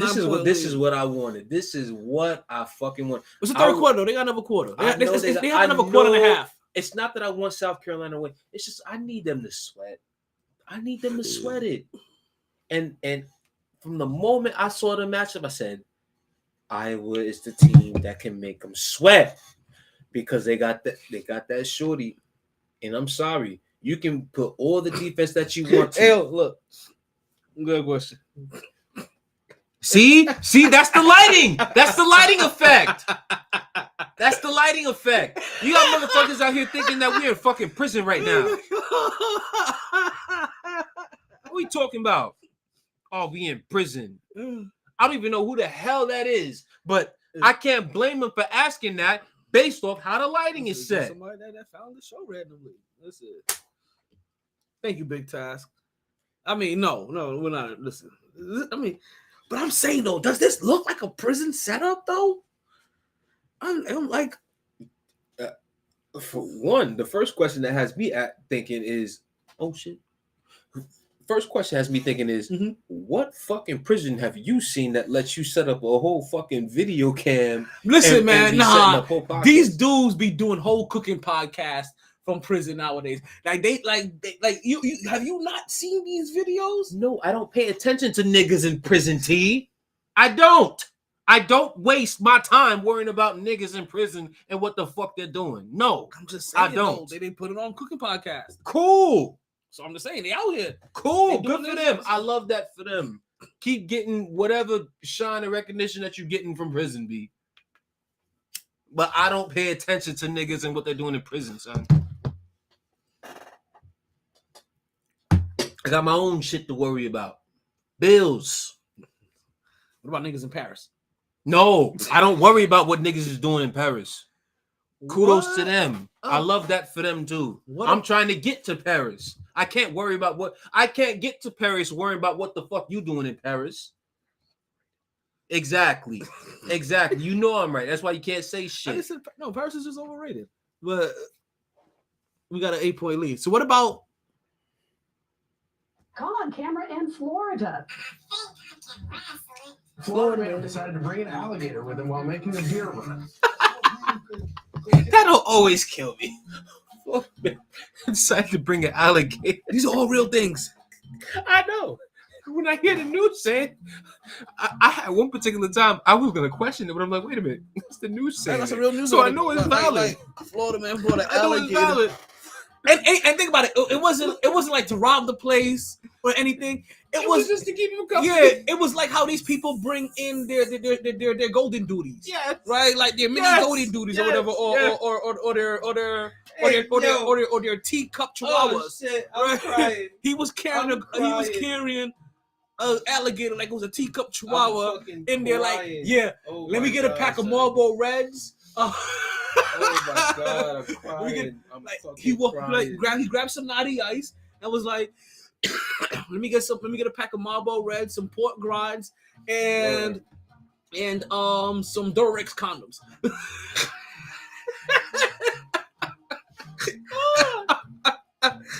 Because it's coming over.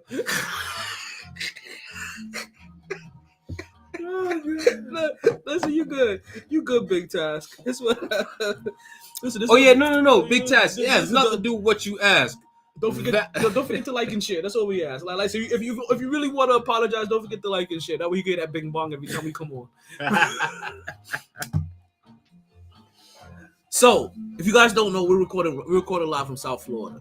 So right now we have 2 Florida teams about to make it into the Final Four, right? Or in the Final Four. I can't wait to be at the bar tomorrow night. Listen, I finally ponied up all that. I got 2 shirts. I'm good. You got your 2 shirts? I got my FAU shit. You got your 2 shirts? I got my FAU shit. I'm about to be one at for the the spot U and one for the Owls. I got Facts. 2 shirts, one Facts. for the U, one for the I'm a Owls. straight whore. I'm a straight ass whore tomorrow night. I'm a whore. I'm cheating. So I creep. Yeah. Listen, I just want to piss off some UM fans, so I'm gonna be heavy on the FSU tomorrow. I mean FAU. My bad. I'm gonna say FSU, right? Huh? What, I'm tripping. bitch? What? FAU. You know what I'm talking I say about. what? My alma mater. I was about to do you like I My like I alma did mater. some. My I was alma mater. I was about to violate you like I did some bitch at the gym the other day, yo. You was violating chicks in the gym? Facts. I violated this one bitch at the gym. Nice. Facts. That's what I'm talking about. Facts. Like made a whole porno, a whole video and everything, huh? I wish it was like that. Oh, that's not how you violated her? So how did you violate? Like, I'm gonna say, like when I in the jungle, that's perfect. I'm like, hey, you want to help me? Want me to help you do these squats real quick? Of course, of course. I know. Trust me. When I'm talking violate, she's like, yo, when I'm talking, do these calf when I'm stretches? talking violate, you're gonna know when I'm talking violate. Okay. This particular violation was more of I walked into the gym and I saw a motherfucker, because apparently the gym was doing a whole, college theme, wear your Final Four shirt or wear your college team shit. And I saw a lot of people, workers in the gym, wear Hurricanes or FAU or even some other shit. But then I saw one motherfucker wearing FSU and I was like, bitch, you way off. Like I what are you doing here today? I saw her as I'm walking. I'm like, bitch, what the hell are you doing with that shit on? These motherfuckers is not even in the NIL. I mean the NIT. They're not in the NIT. They don't even qualify for NIL money. Hey, come on, man. Hey, get the hell on with this shit. You had some goddamn nerve wearing some FSU shit, but we got FAU in Miami about to do their thing in that Final Four this weekend. The fuck is you talking about with this fucking Florida State? I was greasing her shits. I was like, yo, you're fucking bugging right now. And what made it even worse is the 2 other people in the spot. Yeah, Miami, like, you see what they're doing? That's what you should be wearing. And I'd go dap them. I'm like, yeah, my nigga. And I got my shoulder. I'm like, girl, you do that thing. Twirl. I dapped her up and then twirled her around. I'm like, you do that thing right there with your hurricane shit. And then after I saw him, I'm like, at least have some FAU shit on. Like, goddamn, you wouldn't put FSU. Like, wrong letter. You off. You got the S. You got to change that S to an A. That was somebody that just saw everybody wearing their college shit and was like, let me just grab my shit. More reason as to why I had to grease her ass. Because I'm like, you got some damn nerve. You gonna wear some Florida State shit when them bitch ass niggas couldn't even make the damn NIT. I'm dead serious. Them niggas couldn't make the NIT. But we got 2 other Florida teams making that Final Four. But you wearing this bullshit. It's not a beautiful. I'm like, you raggedy bitch. You raggedy bitch. You raggedy bitch. Like, you know what? No, I'm not gonna lie. When I become old and shaky, right? Because there's different kinds of old, right? When I become old and shaky, I feel like you raggedy bitch is gonna be my line. Cause I want that hand to come in there. You raggedy bitch. Don't ask me why. Don't ask me why. I wanted to be one of the lines.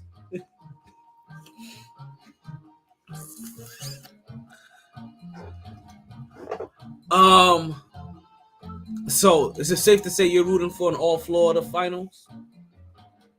I'm rooting for it, but I know Miami gonna have their work cut out for that. Because Connecticut right now, UConn got like 4 professionals, don't they? All I know is UConn is playing like the old school UConn. UConn, I hate. That's usually why I can't root for them. I hate UConn. I hate everything Boston, Connecticut, that whole entire area. Like, fuck bean pies. Fuck Tom Brady. Fuck Paul Pierce. Fuck Jason Tatum and Jaylen Brown right now. Well, I can't say fuck them after that shit that they put on Milwaukee last night. Listen, man, it's like fuck Larry Bird. Yeah, fuck that motherfucker. Like, you know what I mean? I only cared about him because of how much Mad Dog puts respect on him when I hear him on TV. I'm like, yo, you have some goddamn nerve. Listen, I love Larry, but goddamn, you are the typical white cracker that keeps talking about that wants to keep talking about Larry Bird as if he's fucking Michael Jordan. Listen, but Larry Bird is. I know Larry Bird was that nigga, but that is what white people hold on to for God knows how long. And I'm sorry, there are motherfuckers who are better than him. That's just to keep it real. Not a lot though. Like LeBron James ain't better than him. There's not a lot of people better than him.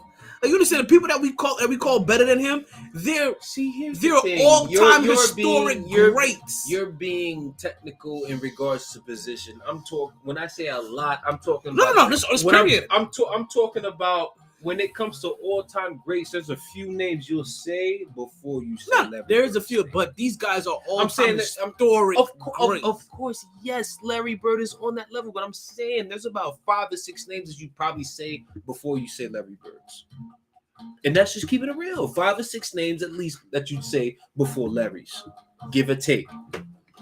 And if Larry was 8 on your list, I still couldn't blame you for that. But can you blame them for wanting to hold on to Larry though? Like let them hold on to Larry. Hold on to Larry. Let You them spiteful. Hold on to Larry, you spiteful fucks. They're not spiteful. It's their one. I don't care. It's their one. Care. Like they got one guy. Like we don't even recognize Jerry West and Bob Cousy anymore. Like I don't even know what Bob Cousy looks like, B. If the motherfucker's still living. You know what I mean? Like as Knicks fans, we don't even talk about the captain or the president or what was his goddamn name? The mayor. Like so listen, it's there a guy and it's a guy that if you truly look at and give the benefits of modern technology and say, okay, let's bring you over, let's overvalue your stats, let's allow you to shoot 20 times from 3. If Larry Bird can shoot 20 times from 3-point range, he is making 15 of them in a game. Not my fault that he was playing in that era. I know it's not. The crazy thing that I love when people try to bring this, because it's more so at its height when JJ Redick and Mad Dog go at it, and it's like Mad Dog, as great points as you bring in terms of Larry Bird only shooting 3 threes a game, it is not. Steph, I don't even hear him. It is not Steph Curry's fault that he's playing in the era that he's playing, and Larry Bird played in the era that he played. So, and for the people that don't think that Curry would have lasted in those past eras, let's look at Sharif Abdul Rahim. Am I saying his name right? The Muslim. You know what I'm talking about. That nigga with ADD. Who we got next up? Ooh.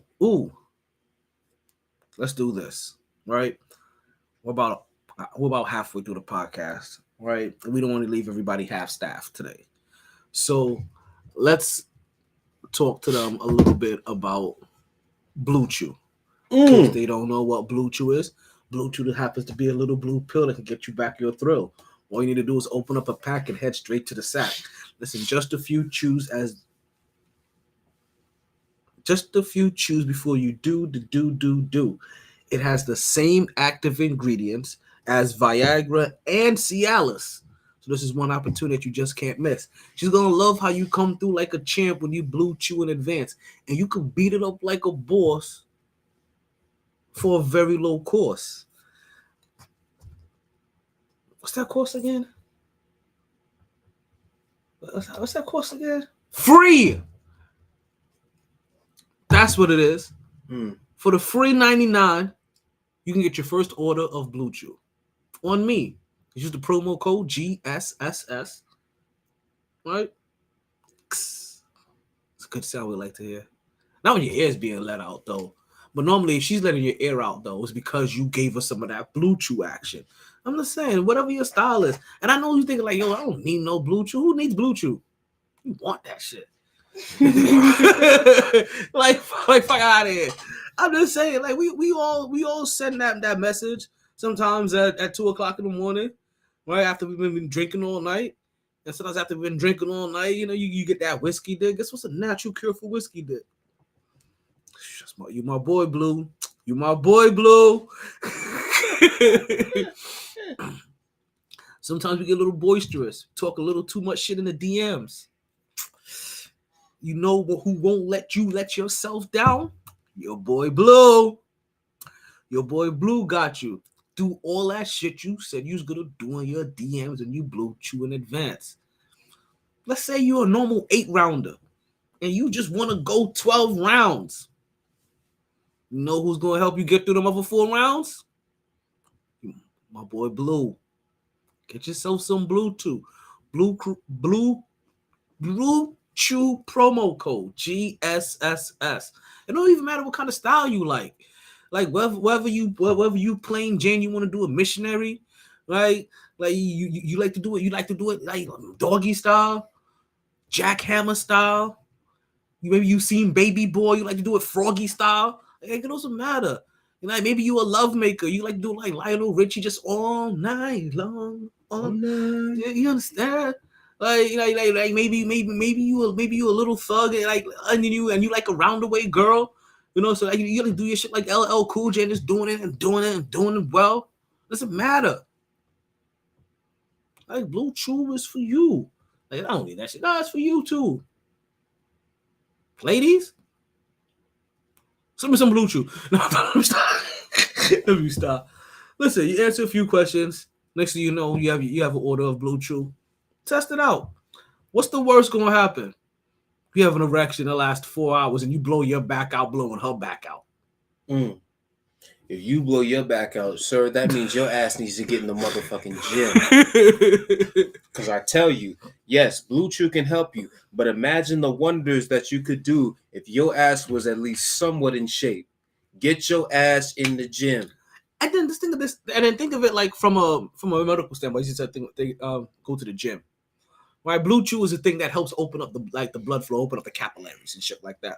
So that's generally what your pre-workouts are doing afterward, right? Your pre or post workouts. One of them is they're open up the blood flow to help recovery. So after that, take your butt to the gym, right? Take advantage of that blood flow coming through your system, right? Like help with your workout, like do it in succession.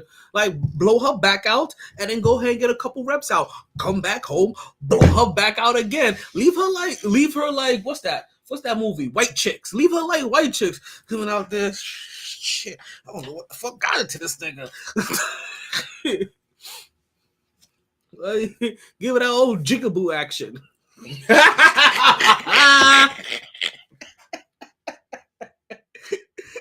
Oh man, I got issues. But you know what? I had no issue with. Right, as we're talking about Blue Chew, you're gonna have wonders the way it's gonna open things up for you. The way that we had opening day too, man. Opening day, Major League Baseball. So I'm glad you went here. You have no idea how glad I am that you went here. And you know what's crazy? As I start listening to Sports Trade like 5:00 in the morning, right? I think it's 6:00, maybe 5:00. Who knows? And I'm hearing everybody wish each other happy opening day like it's a holiday. Happy opening day. Happy opening day, Rick. Happy opening day, Dave. Happy opening day, Michael. I can understand Michael, because that's Michael K. Happy opening day, Michael K. You know what I mean? That's his job to do. Hey, happy opening day, Dave. Happy opening day, Stephen. And I was like, why ain't Duke making such a big deal? But it was said enough times that when that first pitch was ready, I was like, you know what? Let me see Megan Thee Stallion throw out this first. No, I'm stop.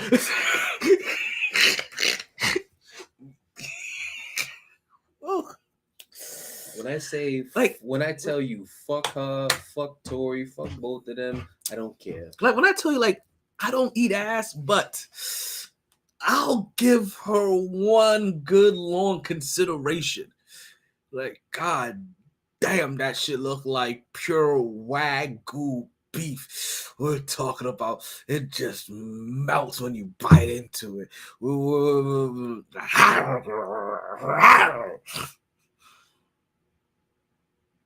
Son. Down, boy. Shit. What's wrong with me today?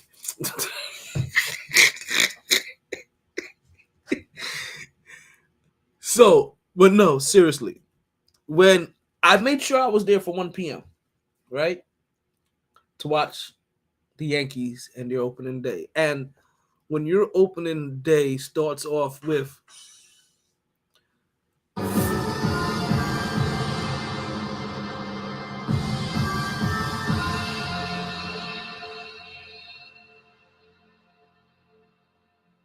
first pitch, first swing, MVP, home run.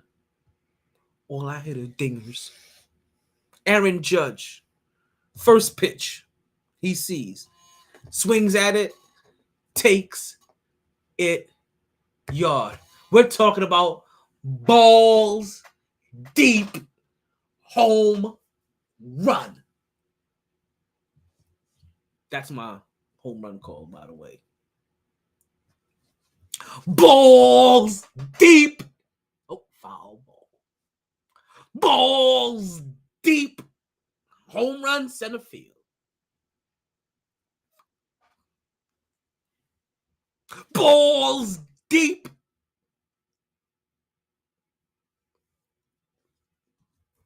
KJ, how did you feel about opening day?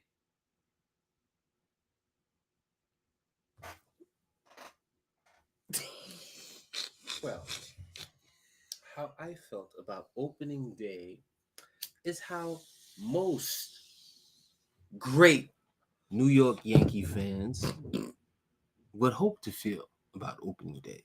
You come away with a W. You see improvements. I mean, hey, great. The man that you just paid a whole bunch of money for came right off the bat, did a home run. Great. Against the team that thought they had him. Great. The pitcher who you paid a whole bunch of money to and whatnot, and who you want to be an ace, goes out and gets 11 strikeouts. Great. My first reaction when the game went final was, all right, let's bottle this up and take it to October. Oh God, you can't even enjoy the first game? I enjoyed it.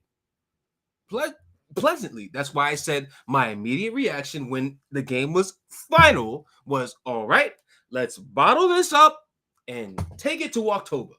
And Talon, for what's been happening to us recently in October, you have no right to tell me I'm wrong to feel that way.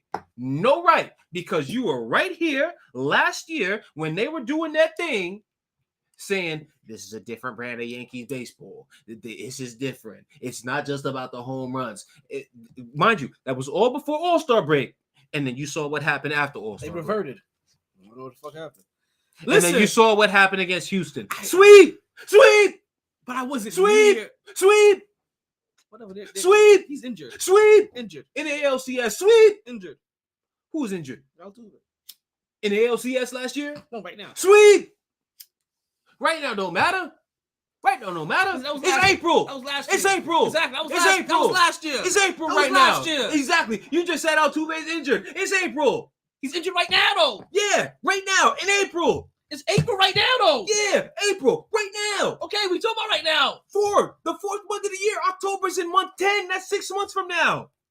Listen, we're not worried about October right now. We just worried about You really telling me as a Yankee fan? Not on day one. Not on day one. My God. Not on day one. Oh my God. Not on day one. Enjoy yourself. Oh my Not God. on day With one. what's been happening with the Yankees, especially with that goddamn team in Houston the last few years, you have the nerve to tell me, another Yankee fan, You, Yes. as a Yankee fan, have the Yes. nerve to tell me, "Oh, Yes. calm down. Oh, he's hurt right now." That don't mean shit because in I don't October, even care about him being hurt. I was being facetious. Like that was just some bullshit to throw at you. That's how throw gasoline on the fire just to rile you up a little bit. But I don't really matter for anything. I'm just saying. Anyway, as I was saying, because after the fact that he just said that, now I have no reason to be as uproar and whatnot because I know for a fact that he feels the same way that I feel. That's why I was getting in an uproar because I'm like, you have some goddamn nerve because we've literally been up in here saying the same shit. We've literally had times we're watching the goddamn Yankees fold in the playoffs while we're on the show. So yes, that's last year. So yes. Once again, forgive me if I'm tired of the "it's a new year." Da da da da da. No, as soon as that shit finished, I said, "Let's bottle it up." Garrett Cole with your 11 strikeouts. Aaron Judge, home run, first at bat, another at bat, another hit. Few more, all of that. Let's bottle it up. Take it to October, and let's run from there. Because if what I saw yesterday is what I could get in October, I'll be very fine. I'll be just like this, no problem. But I already know how the New York Yankees do me. See, and last year was the biggest of them all. I'm gonna tell you right now. Because before the All-Star break, I was like, oh yeah, it's different. It is not about the home run. It is not, and we have pitch, and then all the fuck shit happened after the All-Star break, and I was like, yo, after a while, I actually wondered, yo, are them niggas gonna even hold on to the goddamn division? To be honest with you, if what I saw last night or yesterday afternoon is what I'm gonna get in October, they're gonna get swept again. They had 8 runs. 17 strikeouts, 11 strikeouts, 17 strikeouts. That produced, 3 runs? So, for the most... I'm going to hit you with the timeout. So, yes, that part has always been an issue. That has always been, and it's not even just with them. It boggles me how a lot of these baseball teams aren't all about just putting the goddamn ball in play. It blows my shit. Blows me. So just put the goddamn ball in play. However, the caveat of it, the thing that could wipe it all clean is dominant pitching. And if my motherfucking number one ace can go out there and get 11 goddamn strikeouts, that can literally combat what the fuck the offense is doing. So I can't look at all the way in October yet right now. Because right now, there's too many stuff there's still too many holes in the team that it's a good starting point, which is what opening day is supposed to be. Let's have a good day of baseball. Everybody's tied. Let's see if you can notice regression or progression in your team. Little and then also it's little things, because as a Yankee fan, you're gonna want to, regardless of what happens, right? Don't stress yourself with October right now. Don't stress yourself with October for a while, for a good while. Enjoy the moments of this season. And one of the moments of this season is, listen, you have some damn nerve, is Anthony Volpe getting his call up and opening day not looking too big for him. I worry about whether it looks too big for him in August, September, and October. But no. That's what you say now. But if he would have came in yesterday and every time he tried to steal a base, he was picked off. If he at all of his at bats, he was whiffing the ball, like he couldn't take the timing of the ball. You don't think like, yo, he don't even look like he's ready, like he's ready for regular season. How's he gonna be ready? No, because the exact reason why you're telling me the good things that I saw, that I should take that into the moment, I literally would have said, you know what? It's April. I'm not tripping off you. Why? Because I don't judge. I just want to see my Yankees growing into consistency. You would have preferred Volpe come out and have a bad game yesterday? If I would have saw a bad game, I wouldn't be tripping on him having a bad game. It's his first day stepping out into the same position that goddamn Derek Jeter held down. And he played well. Congratulations. Cool. I love it.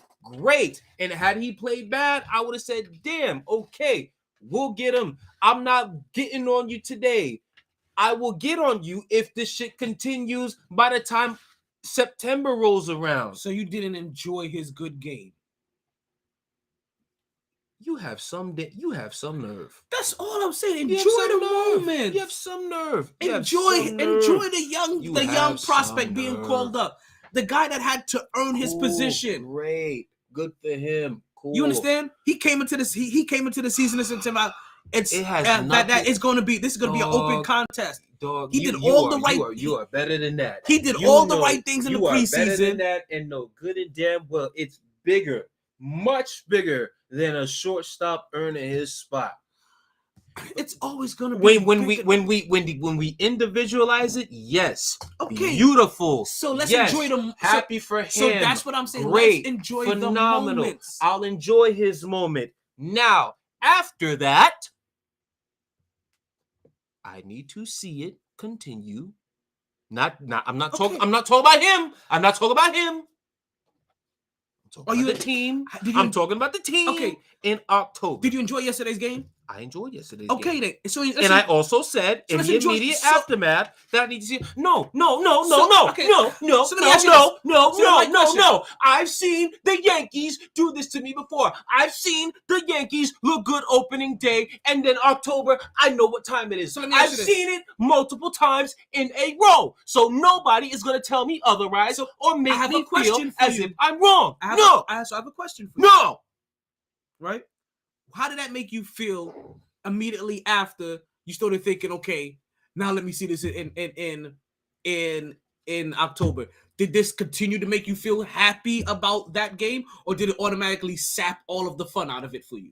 It didn't sap the fun, but I didn't say happy. All it did was make me calm down and look at this shit logically. Well, listen, that's technically every team then. You know what? Let's not... Yes, because I'm not an overreactor on opening day. Who's overreacting? Let's not enjoy any game. Let's not enjoy any moment. That's like, you know what? Kobe has 61 points in his final game. We can't enjoy it because it meant nothing for the Lakers winning the championship. So, perfect example. I'm not saying enjoy the moments. Perfect example. Okay. Perfect example. Don't think about October right now. Leave it out of it. Enjoy the moment. You strip yourself of tomorrow. NFC Championship game in the NFL was played who? San Francisco and Philadelphia. Mm-hmm. Do you know who San Francisco played against week 1? The Chicago Bears. Do you know what happened in that game? They lost. Okay. So we were supposed to live in a moment and think something was supposed to happen from there, or live in a moment and think something was wrong with San Francisco? I said enjoy your moments. Enjoy the moments leading up to your season. What I'm basically saying is the first game of the year is, okay, great. I can enjoy it while I'm watching the game, or I can be pissed off while watching the game, depending on how the game is fucking going. But at the end of the game, I can immediately say to myself, remember, this is game 1 of however many. This is game 1 but you're of robbing 16. yourself of this the is moment by doing that. With the New York Yankees, I have no reason to. There is no reason for to enjoy any moments. I can enjoy moments. Aaron Judge with his 62 last year, phenomenal. I enjoyed his 62 last year, phenomenal when he finally hit it. Yesterday's game, phenomenal. Garrett Cole, 11 strikeouts, phenomenal. Aaron Judge, first at bat against the team that thought they had you, phenomenal, great, amazing. But I have seen enough. I have seen enough. Stop there. I have seen enough. Opening day. I have seen enough as the season progresses to know. Don't get my hopes up. hopes? Don't get my hopes up. What hopes though? I have seen enough. Hopes that your team. I have seen enough. Wait, to let me know to take that Bro. and say, Okay, but after hold that on. first game, what hopes did you have? Do you really? Okay, what hopes up? Do you really think I'm the only Yankee fan who said the same thing yesterday? Do you really think I'm the same Yankee fan? So, but I'm Do you asking really you. think I'm the only Yankee fan who said, I hope that they could take something like this to mainly the pitcher. Mainly the pitcher. What hopes up are you getting? Oh, come on, B. You saying I don't want to get my I'm hopes up? I'm gonna remember. I'm just saying. I'm gonna remember this conversation if Garrett Cole is struggling or just not being the dominant pitcher that he should be. All I'm saying, it's opening day. We don't need to talk about Great, October on cool, opening day. Great. It's opening day. Great. Let's stay in the Great. moment. Let's stay in the moment of opening day. Great. That's it. Great. I'm gonna remember this conversation as the year goes on. No, and as the year goes on, we're gonna get closer to the end of the season, and then you're Bullshit! We're the New York Yankees. That is garbage. That is loserville mentality right there. Wait, are you not expecting to make the playoffs? Playoffs? Wait, no. That's the first step. The bar's been set that low for our Yankees. Well, you have to. Wow. Well, you have to make the playoffs first. Wow, George Steinbrenner rolling over in his grave right now. Okay, you're talking about October. Do you not expect to make the playoffs? So if you expect to make the playoffs, So I'm wrong for saying my Yankees, I wish and hope they could bottle what they did yesterday and take it to October. I'm wrong for that. Let's leave October out of it on wrong. opening day. Answer my goddamn question. I'm wrong for wishing and hoping my Yankees could take what they did yesterday and opening day. See, here's the thing. You're thinking I'm thinking it of as a negative thing. The problem is it was that nice and that great to me that I hope they could take that shit and take it to October. That's the problem. I just want you to leave October no, for today. No. Because that's No. because there's still too many things that need to be they need to grow on still. I'm sorry. I don't want this in October. Not hearing it. No. Wait, as a Yankee fan, I'm sorry. I expect greatness. Did you see championship baseball last night? Because I didn't. That's what I'm saying. If you want to go all the way to October, if you're saying, I just want to take what we're taking now, but it's October. I didn't see championship baseball last night. I saw baseball that gets you swept in the first round again. As I said, don't take this and automatic put October. Let's say, you know what? This is a good foundation. You are bugging if you literally think that I'm saying take the exact game and take exactly what they did, the whole 9 to October. You're bugging. You're smarter than that. Don't play me on no sucker shit like that. Don't do that. Listen, how long have we wanted Garrett Cole to step up in big moments? How long? Listen. How long? Answer my question. How long have we wanted Garrett Cole to step up? How long has he been a Yankee? How long have we wanted Aaron Judge to consistently step up in playoff moments like that? How long has he been a Yankee? Day one. We're in year 2023. Aaron Judge has been on this team since 2017. Garrett Cole's been on this team since 2019. Long enough for us to see failures. Long enough. I am not wrong for saying I hope my starting number 1 ace pitcher can take 11 goddamn strikeouts to October and hope my goddamn $300 whatever million man that we just fucking paid can take that shit to October. I am hoping Aaron Boone can also step up and be better as a manager. I am thinking all of this. I'm not sorry. I'm a Yankee fan who just wants greatness for my team. We all do. I will not be made to feel wrong that I just want more for them and to be told to be happy about what happened yesterday. No, because had they fucking lost, am I supposed to just be down in the dumps that they lost? No. I would not have been down in the dumps. I would have been upset if they would have lost yesterday because there's overreaction right there. Right, because you have to start the season looking with a proper footing and a proper showing. That's what championship contenders do, and that's what Yankees do. It's expectations. But I'm looking at expectation for opening day. I'm staying in that moment. Yeah, that's what you. His eye is twitching. You got me ready to put furniture up in here. I know it sounds weird, right? But I'm saying something completely different.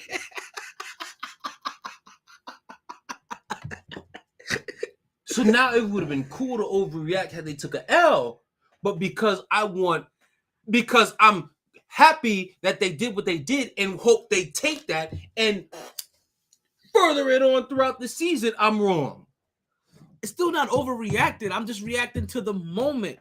I want them to start off with a better showing. And if they would have struggled, like if Cole would have struggled, I would have been looking like, see, this is why this nigga don't be deserving that kind of money. He had a decent game. I'm happy for the game. I'm like, okay, it's a nice game.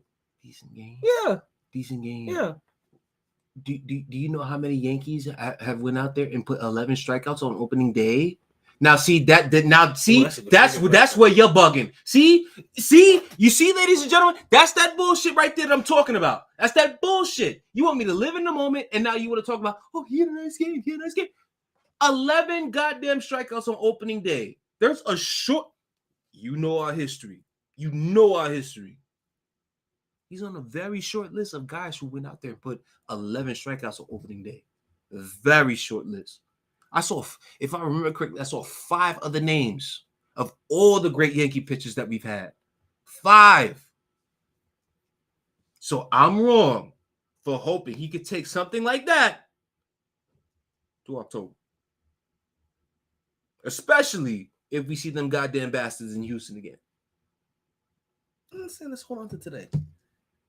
Am I wrong? Thank you.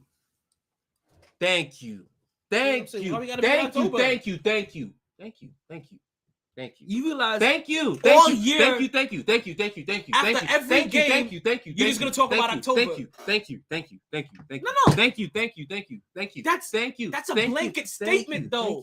That's every game. That's any. Okay. That's now. See, you're bugging. Now you're putting no. See, now you're being like a woman. Now you're being like my girl, putting words in my goddamn mouth. Don't do that shit. Because now you're talking about every single game.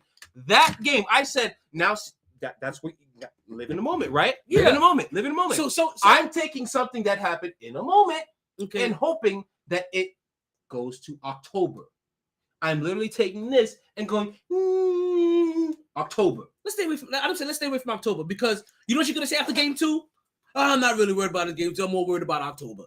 And then you know what you're gonna say after game 30. You know what? Like where are we going? I'm not really worried about this. It's gonna be October. It's always gonna go back to October. It's like talking to my girl right now. It's always gonna go back to October. It's literally like talking to my girl right now. Listen, it's literally like talking to my girl and someone putting words in my mouth. We'll see. Watch at game 2. Watch at game 30. Watch at game 60. Everything you're gonna come back to is always gonna be October. Yes, exactly. Because that's all that matters. As a Yankee fan, abso-fucking-lutely. October is all that matters. That's technically every single team that expects to win. Oh, nothing really matters. So that's why I said, you know what? I didn't say nothing matters. Oh my God. Once again, putting words in my mouth. I never said nothing matters until October. See, forgive me. You gonna rile me up because I literally got in an argument about people putting words in my goddamn mouth. Don't do that. Take your sports journalism and reporting somewhere else. I did not say anything about nothing else matters. You said after every game you're gonna revert back to October. I did not say that. Okay. You confirm. Stop it. You confirm. Stop it. Don't put words in my mouth. I know exactly what the fuck I said.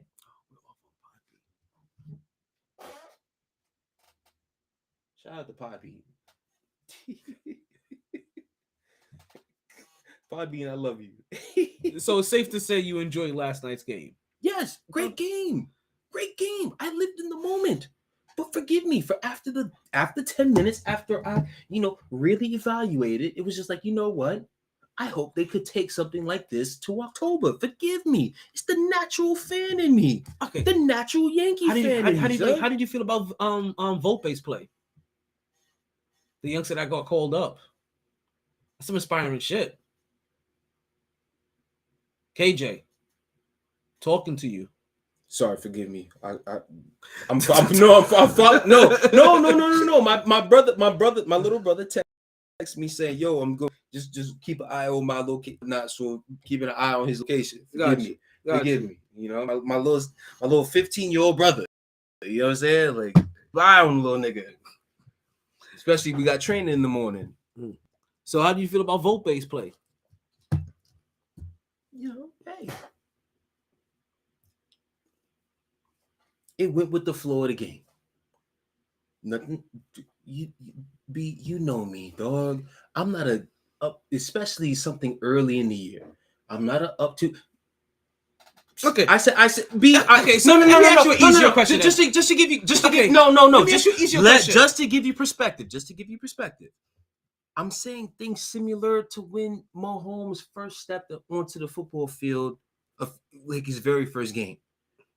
Like the game, like, you know, beginning of the season. It's like, you know, like it's like, okay, you know, you look good, great. Let's just see the thing continue. Let's see the thing, and obviously the thing has continued. Okay, so let me ask you a simpler question. Does his play look promising, or did his play look discouraging? Definitely not discouraging. Definitely not. What were some things you liked about his play, or what were some things you liked about what he did in that game? So, you know,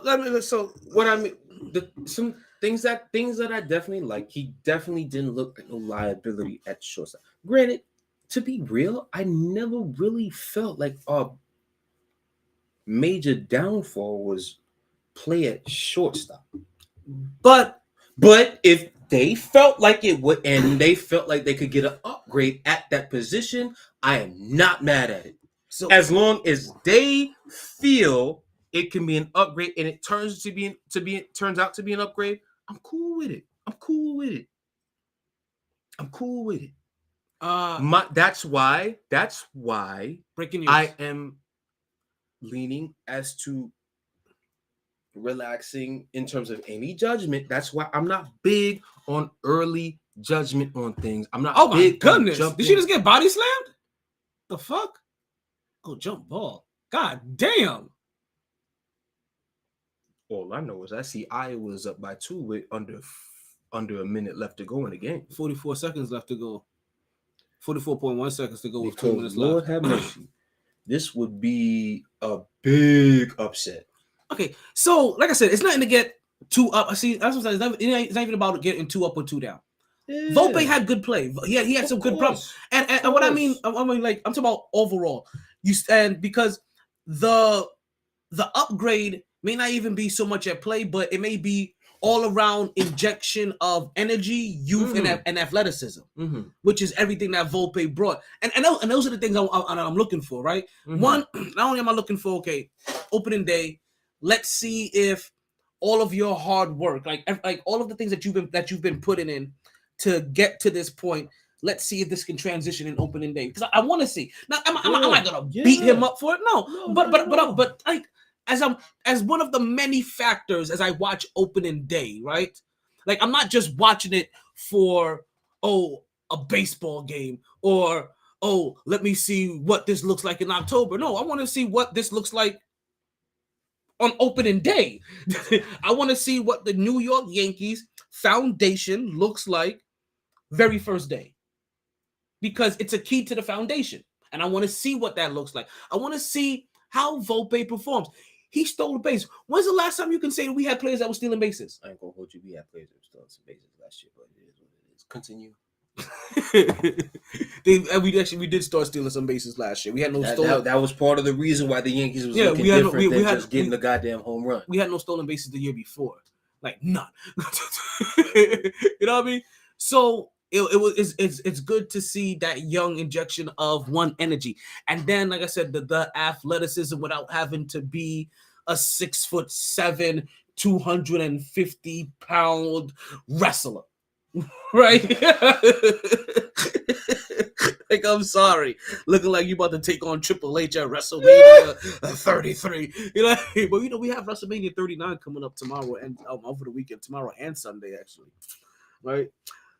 So like those are the little things I'm looking at. Like, so that's what's like, it's not even so much about the ups and the downs, is how did you perform today? How did you look today? What was your energy like? Like, did the moment look too big or look too small for, like, because I'm sorry, if Volpe came out and the moment looked too big for him, I would be a little discouraged. I would be. On opening day, because you know what? To me, I'm looking at it.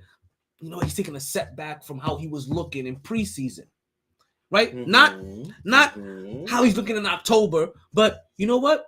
Damn, young man, because I'm following all of my Yankees, right? I want to see how everything is going on as the season progresses. Damn, young man, this is a setback for you early in the season. But also, my next thing is gonna be my very next thought. Now I want to see how you look in game 2. Let's see you have a bounce back game. So I'm saying, like, leave October alone. Let's stay here, because now I want to see from yesterday's game to game 2.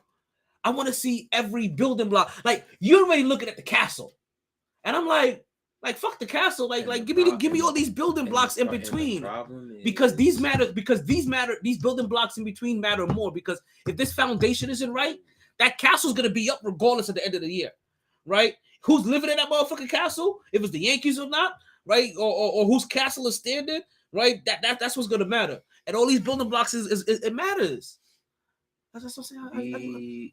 The reason why I have to shit on that is if he was not valid enough to be in that lineup, he wouldn't be there yesterday, man. But the moment could look. No! How many people? He would not be there yesterday if he wasn't valid to be there. I'm sorry. I'm gonna shit on that. I'm sorry. Because how many people come to New York and they're not ready for it? I'm not going to hear you talk about one player as to be the reason why I need to hold off as to my wait until October. No, fuck the young 21-year-old player. Because if he's making mistakes, I can easily say, you know what? The motherfucker's young. He's 21. He's still trying to learn this shit. I can bypass him.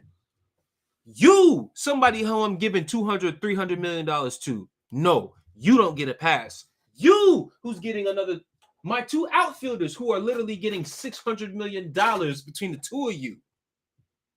The 2 of you. No.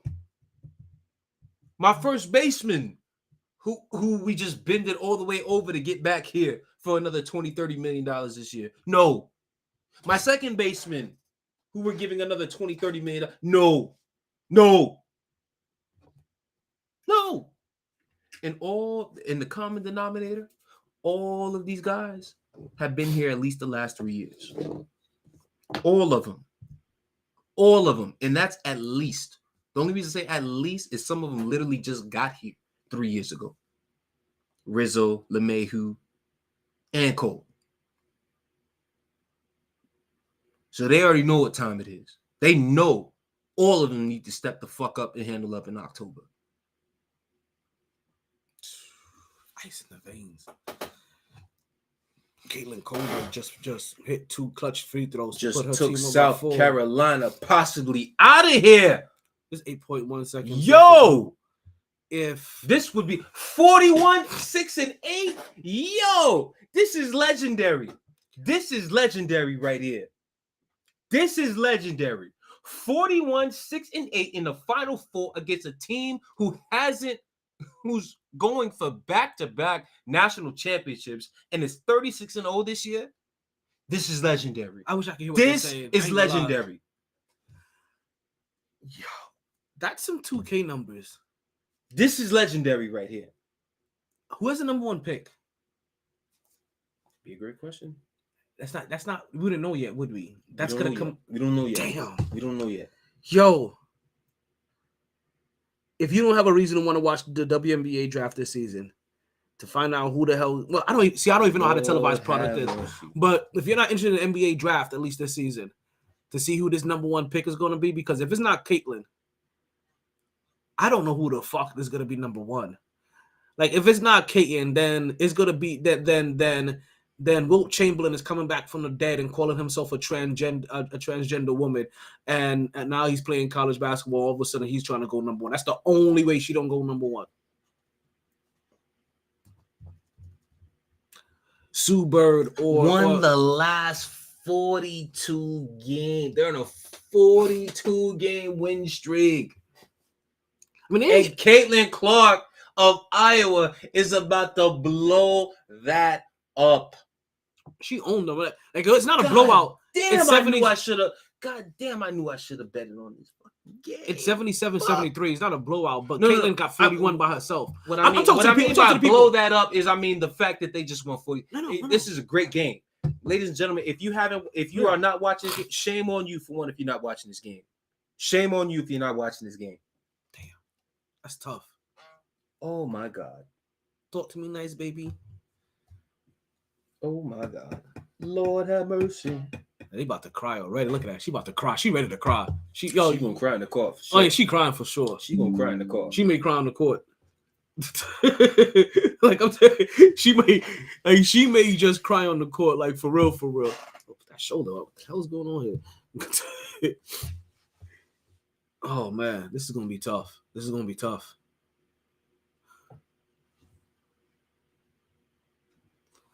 They about to inbound the ball with 2.9 seconds to go, and they couldn't even catch her to foul. Wow, and Iowa has taken out South Carolina, giving them their first L in the last 43 games in the Final Four. Phenomenal job. You love to see it. That means LSU and Iowa will be playing each other for the national championship. Love to see it. I wonder if it's Caitlin that's making this NCAA Women's Championship so much see. Remember what I was saying? Like, I don't know if it's like WNBA hasn't had those people. It's that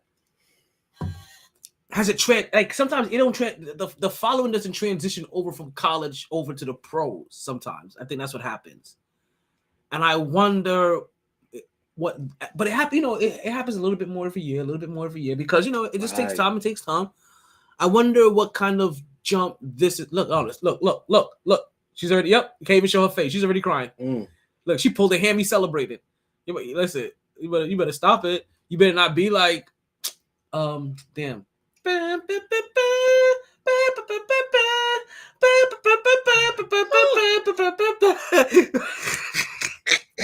Don't you pull her? Don't you cheddar bob yourself? Damn it, what's his name? I want to call him El Duque, but it's not funny. It's not funny. Sorry, Mets fans. Like I'm not laughing, but listen. Look at that. She's intense. I seen her beat her chest. There was nothing there.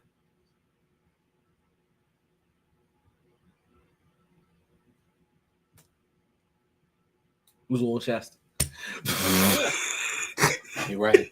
You're right. I'm just saying, man. Whatever. I want to see the crying broads. Iowa. What the hell is in? I see exactly what's in Iowa. I can see their team makeup. Well, whatever. Okay, now I'm just curious what team that sucks that's gonna get her in the WNBA. Excuse me. Like, we don't expect her to go to the Knicks. I mean, to the Liberty. Nah. We don't expect her to go to the to Vegas, and we don't expect her to go to who's the other favorite? Vegas, Phoenix, and New York. So definitely not those three teams. If she goes to like Dallas, understand? You know what's crazy? Because you know who can always get her in a weird ass way, and it'll be such a waste of space again. And you know what? Maybe this is what it is. Maybe the WNBA, maybe their stars have been in the wrong place. Because I feel like the WNBA was talked about more regularly. You know, guys, you know me. I'm a big fan of this. So like, I never really like to talk bad about the WNBA or the sport. Oh, never. Sure will do that. Sure will do that. Yeah, like I never. That's why he's gonna take this hot L. But I feel like, as I'm trying to recall, like I'm reminiscing more than anything else here. I feel like when the LA Spark, especially when Lisa Leslie was there, right, when they were dominant, winning championships, they were talked about more. Mm. So I wonder if until your sport, so this is where, you know, all that shit they talk about in the NBA and the NFL. Sometimes you hear, oh, you need a star here, you need a star there, la la la. Mm-hmm. This may be one of those times where it may be true when your sport is in its infancy, right? That to help it give it that push, your star can't be in Seattle for 20 years, hiding when nobody sees them. Right? Think about how hard it was just to watch Seattle when they had Kevin Durant because of the time thing in the NBA. Right? 9 o'clock kind of thing. There was always the complaints about that time being. You understand, like they weren't getting this side of the East Coast or whatever. Like so, think about how I'm thinking about how hard it is already to catch a WNBA game, and then to have to go out your way to watch a West Coast WNBA game to see the best player. Mm-hmm. She may need to go to LA. She's not going to be able to go to New York. No. Because we expected New York to win a championship this year. That's the expectation this year. Because we could see that start of the year. We could talk about what's expectations. Like, on day one, I'm going to be looking at them like, let's see what this foundation looks like. Like, I'm going to be judging on day one. Like, I'm sorry. Like on the Knicks, I was judging on day one. I didn't want to look at April yet. Day one, I was like, let's see what this foundation is. And then, you know, and sometimes we could be fooled by double fucking overtimes, bing bonging, you know. And double overtime, baby. Yo, who would have thought New York is fucking bad? Who would have thought it would have happened again at a pivotal time in the season at that? Double overtime. How many times can you say you play the same team in double overtime? That's what makes New Yorkers so falsely unafraid of Boston. But listen, you better watch what they did to Milwaukee and just at least respect them. You don't gotta fear them, just respect them. And just know that the Knicks took that ass out 3 out of 4 times. So. Listen, we've had a good record against Miami this year. We had a good record against Cleveland this year. When I say good, I mean winning record. Granted, and I know as soon as I say that, everybody gonna say, "Oh, it's the regular season." I understand because I know back to backs. Trust me, I know plenty of teams that I know if they strapped it up for a 7-game series, I know the fact that they beat them all 3 times out of the year, or 3 out of the 4. Be like, yeah, the 2-week playoff series where all they do is focus on you and what you do. It may be a different story. Fully aware of that. Fully aware. However, it doesn't beat the fact that we still took that ass out 3 out of 4 times, or 3 times, all 3 times. And one of the things, I don't even care about it from a fan standpoint. I care about it from the player standpoint that it helps them build that confidence, and it's part of that building block to know that, okay, we can compete with these guys as long as we execute and we don't beat. It's one of the things we can beat them as long as we don't beat ourselves. Right. And beating ourselves means that you're not closing out on the 3-point line because they still have an issue. I'm closing out. What's going on, Bella? Closing out that 3-point line. Still, since Tom Thibodeau has been there for a defensive head coach, this could be a foundation thing, right? A fundamental thing, right? Where he may fundamentally teach them to collapse on the paint. I don't see why 3 years of having a defensive head coach while we just kind of run out there for 3-point line and, and it's 50-50 chance, because that's how I kind of feel like they do instead of really guarding the 3-point line. I understand Mitchell Robinson, like he's a rim protector. So he has bad tendencies. But everybody's tendency, I feel like, is to collapse that pick, which I get. No easy baskets. But then you give those easy baskets.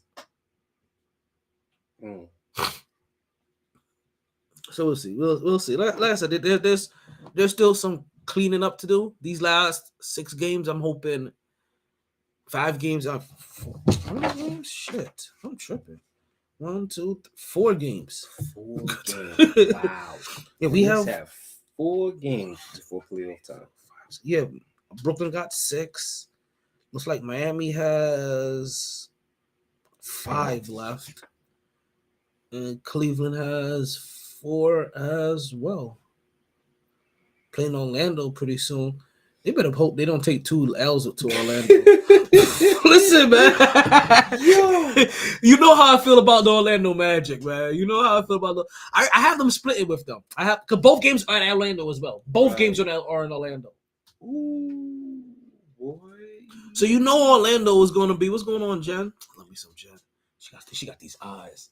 Like, you know what? She's that girl that Aladdin was talking about. Like, you see, remember how he was describing Ariel, whatever. What's her name? Ariel, right? No, not Ariel. Not Ariel. But Jasmine. That's her name. I was gonna say, you remember how he was describing Jasmine? Like she's one of she has those traits. Okay.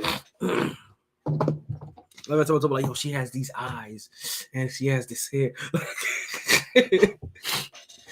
Oh man. So Knicks in a good spot. Cleveland, I'm worried about only because of Orlando. Because can they fall? Let me see. They were at. I didn't write their record down. I wrote everybody's record down except for Orlando. See, I got the Knicks getting up to 48 wins. How many wins they have now? They should have 45 now. Yeah, I got them getting up to 48. I had them going up to 48 wins. See? 48. I don't know how they gonna get to 48. How they get to 48 wins? Like that's my magic number. Like you get to 48, no, like you have no problem. And 48, oddly enough, I thought could put them in a position to catch Cleveland.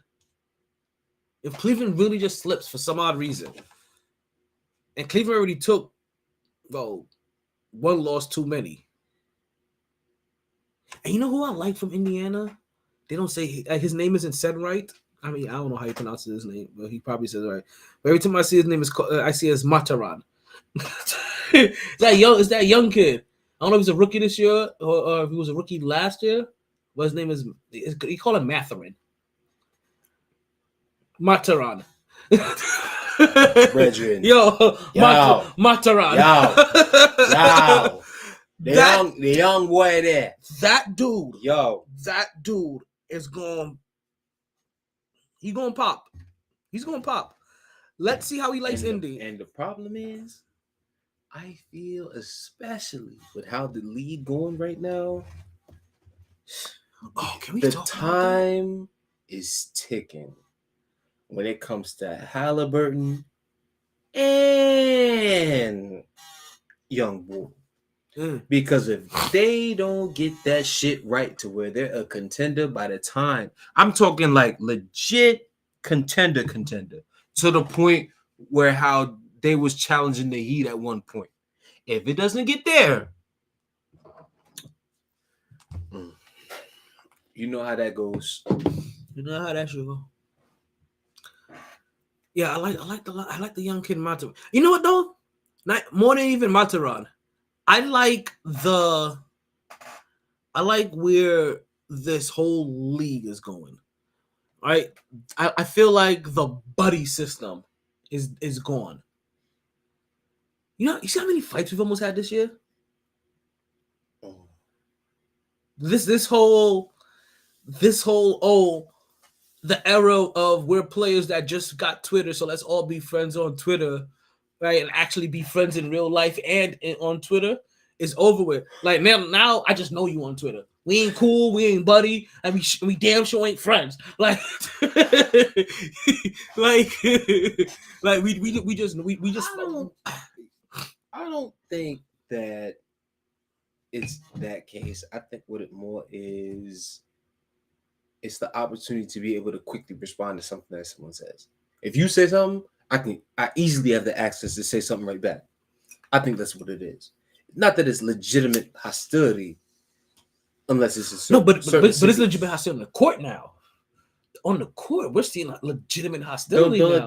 let that Draymond shit get to your head. Not just what Draymond shit. Not That's just Draymond. That's legitimate. That's legitimately the only one.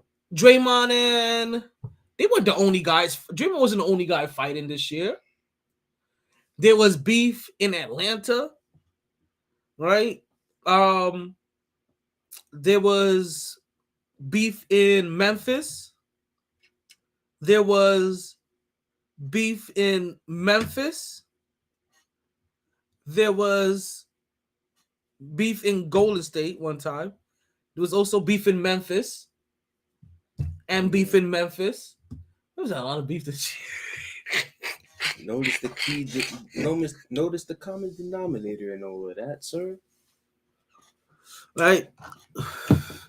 But so I'm being facetious, right? Like I'm exaggerating a little bit, but not superly over exaggerating. Talent over exaggerating. No, about how many when has that ever happened before? About how many times Memphis is in there. Talent over exaggerating. Oh but my god. There's been a lot of fights this year. There's been enough fights where I'm looking at the NBA like everybody's no longer buddy. Yo, they really did that shit. I'm still trying to all in. No, she really did that shit. I don't give a damn. She is her. I don't give a damn. This is her IO. Yes, whatever. Either way, South Carolina is a hell of a team. They took them out. She took them out. They took them out. Whatever the fuck you want to call it, I don't give a fuck. I want to call it regardless, it happened and it is amazing. Yeah, I'm calling it she. Because 41 points of your team 77 sounds like she took them to task and they couldn't stop her. Even though at some point in time, you knew in this close game and that ball was going in her hands and there wasn't a damn thing they can do to stop her. She's on her way to WrestleMania. Like after this, she's gonna get a championship belt from. Is Ohio the favorite to win a championship? Iowa. Is Iowa the favorite right now? Like who's the favorite? It's LSU versus Iowa. I'm pretty sure Iowa's gonna be favored. Because if they're not the favorite, then shoot. I'm telling you right now, put all your money on Iowa.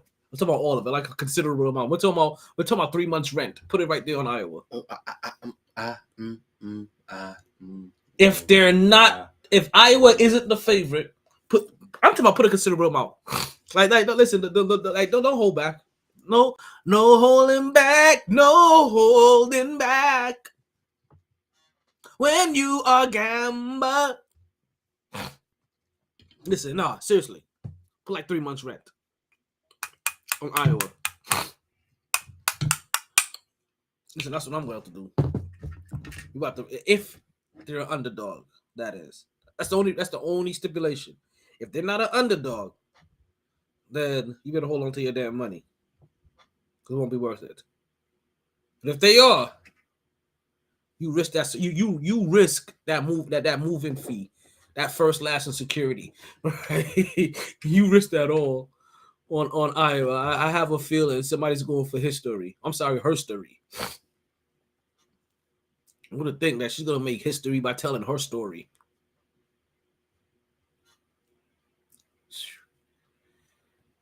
Hold on. Oh no. Never mind. Keep my thoughts to myself. Asshole. What? I said nothing. And you know what? I don't think we have anything left for the show today. You know what? We do. We have a little thing. We have one thing. Right? It's been a while. It's that's what I was thinking about. I just realized. You know, like I was loading up the show earlier today. And as I'm loading, I'm thinking like, yo, there's something I'm forgetting about. As I'm loading the show, there's some Jordan Hawkins. Mrs. Predators with illness. Oh, can I tell you? There was a headline that popped up earlier, right?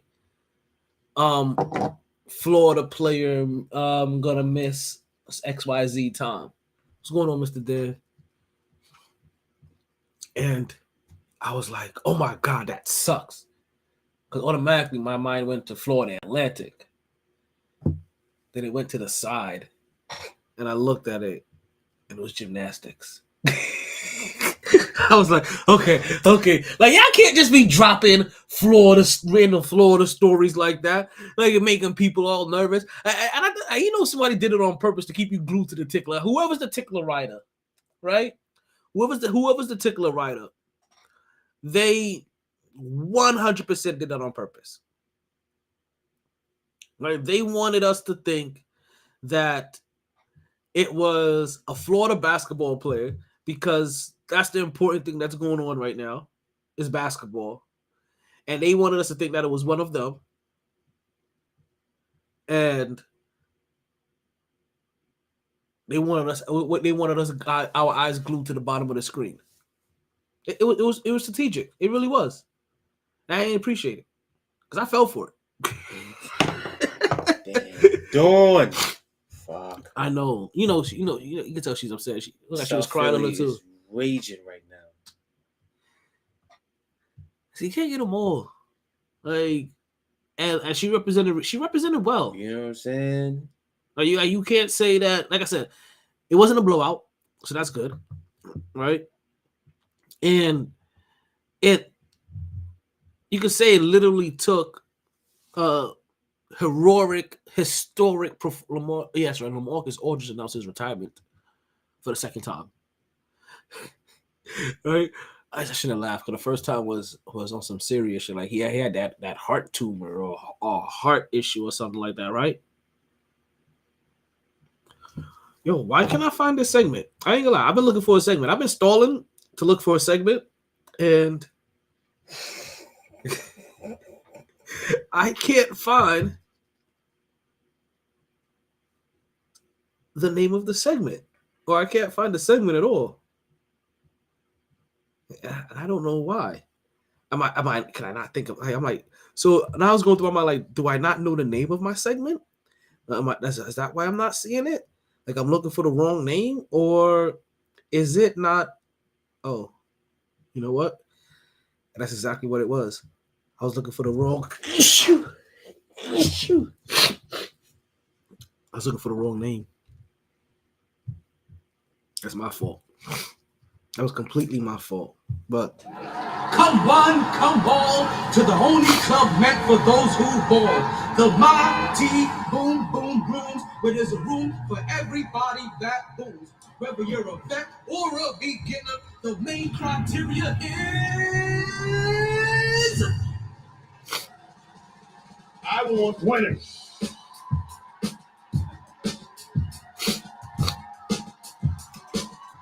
it's Friday, right? It's Freaky Friday. It's Freaky Friday. right. So, Jen, what happens on Friday? A lot of people like to gear up, right, and head out to the club. Okay. Shoot.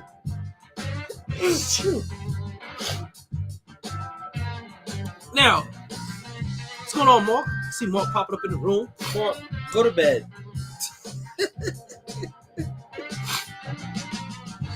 Now we have a boom boom room, and in that boom Shout boom out room, to the boom room. right? We have a couple of rooms in the boom boom room, right? One of the rooms that we have is I'm a man. I'm 40. for the 40 and over people, right? And we had a couple of them. We had a couple of qualifiers, right? Now, as you heard in the intro, there really only is one other main criteria outside of dropping 40 to get into this club or get into this room. Or you can't even get into the club. That's the case. And that is we want winners. If you ain't win your game, Get the hell on. yeah. So we feel sorry for the guy in Brooklyn We'll feel sorry for the guy in Dallas, right? They had to wait in line as we let Jaylen Brown in the room. Put him in the club. Man, I get him out of here. He dropped 41 on Sunday, right? In their victory against the San Antonio Spurs. 41 he dropped, actually. Then we had Monday come around, right? Because like I said, nobody else. We had nobody else qualified that day. Had a couple shooters, couple rebounders, couple boarders. We haven't gotten a room for them yet. It's coming soon to a room here anyway. Also added in there is one of our local prospects, right? On Monday night, you had the smartest guy in the room, Emmanuel Quickly, IQ. Shout out to IQ. Starting for one Jalen Brunson, who was out nursing whatever it was this time. Shoulder, finger, ego. Not the ego. But Emmanuel Quickly went 14 for 18. Right? 5 for 7 from 3-point range, 7 for 9 from the line. Had 40 points, 9 assists. And that wasn't even a triple-double that he got. Was the triple-double this week as well? It may have been that game. It wasn't that game because he only had 9 rebounds. He had 9 assists, and 2 rebounds. But it was a triple-double Emmanuel Quickly put up, which is funny because it makes me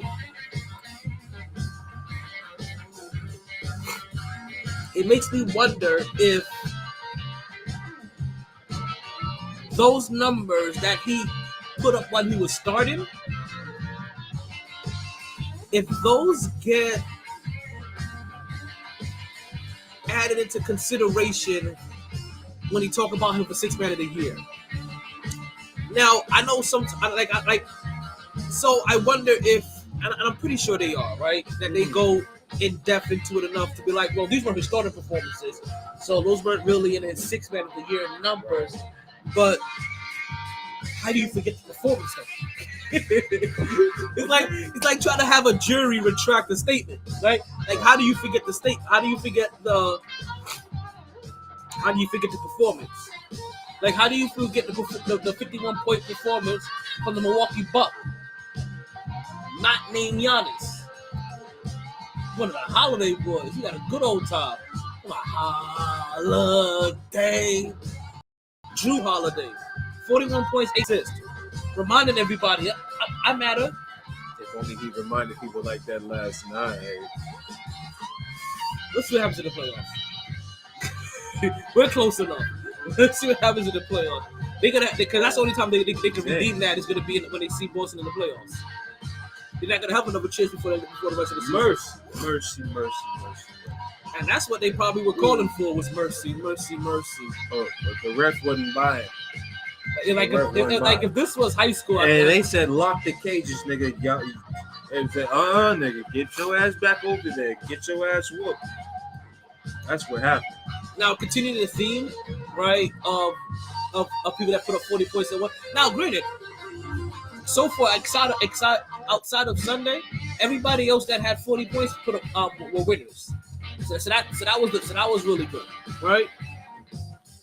Jason Tatum on Thursday night. That was last night, actually. That ass whooping in Milwaukee. Where they beat them 140-99. You can't even say that with a straight face. Nah, you got to do the ugly face when you say that for some reason, right? 140-99. What? And I'm just gonna give a shout out to Jaylen Brown that dropped 30 as well. Like, fuck it. Facts. Fuck it. Facts. When two players get 70 points, you have to show love. Like it should be 80, but we'll let you. We'll give you honorable mention because that was a hell of an ass whooping. Yeah, that was a hell of an opponent that you whooped.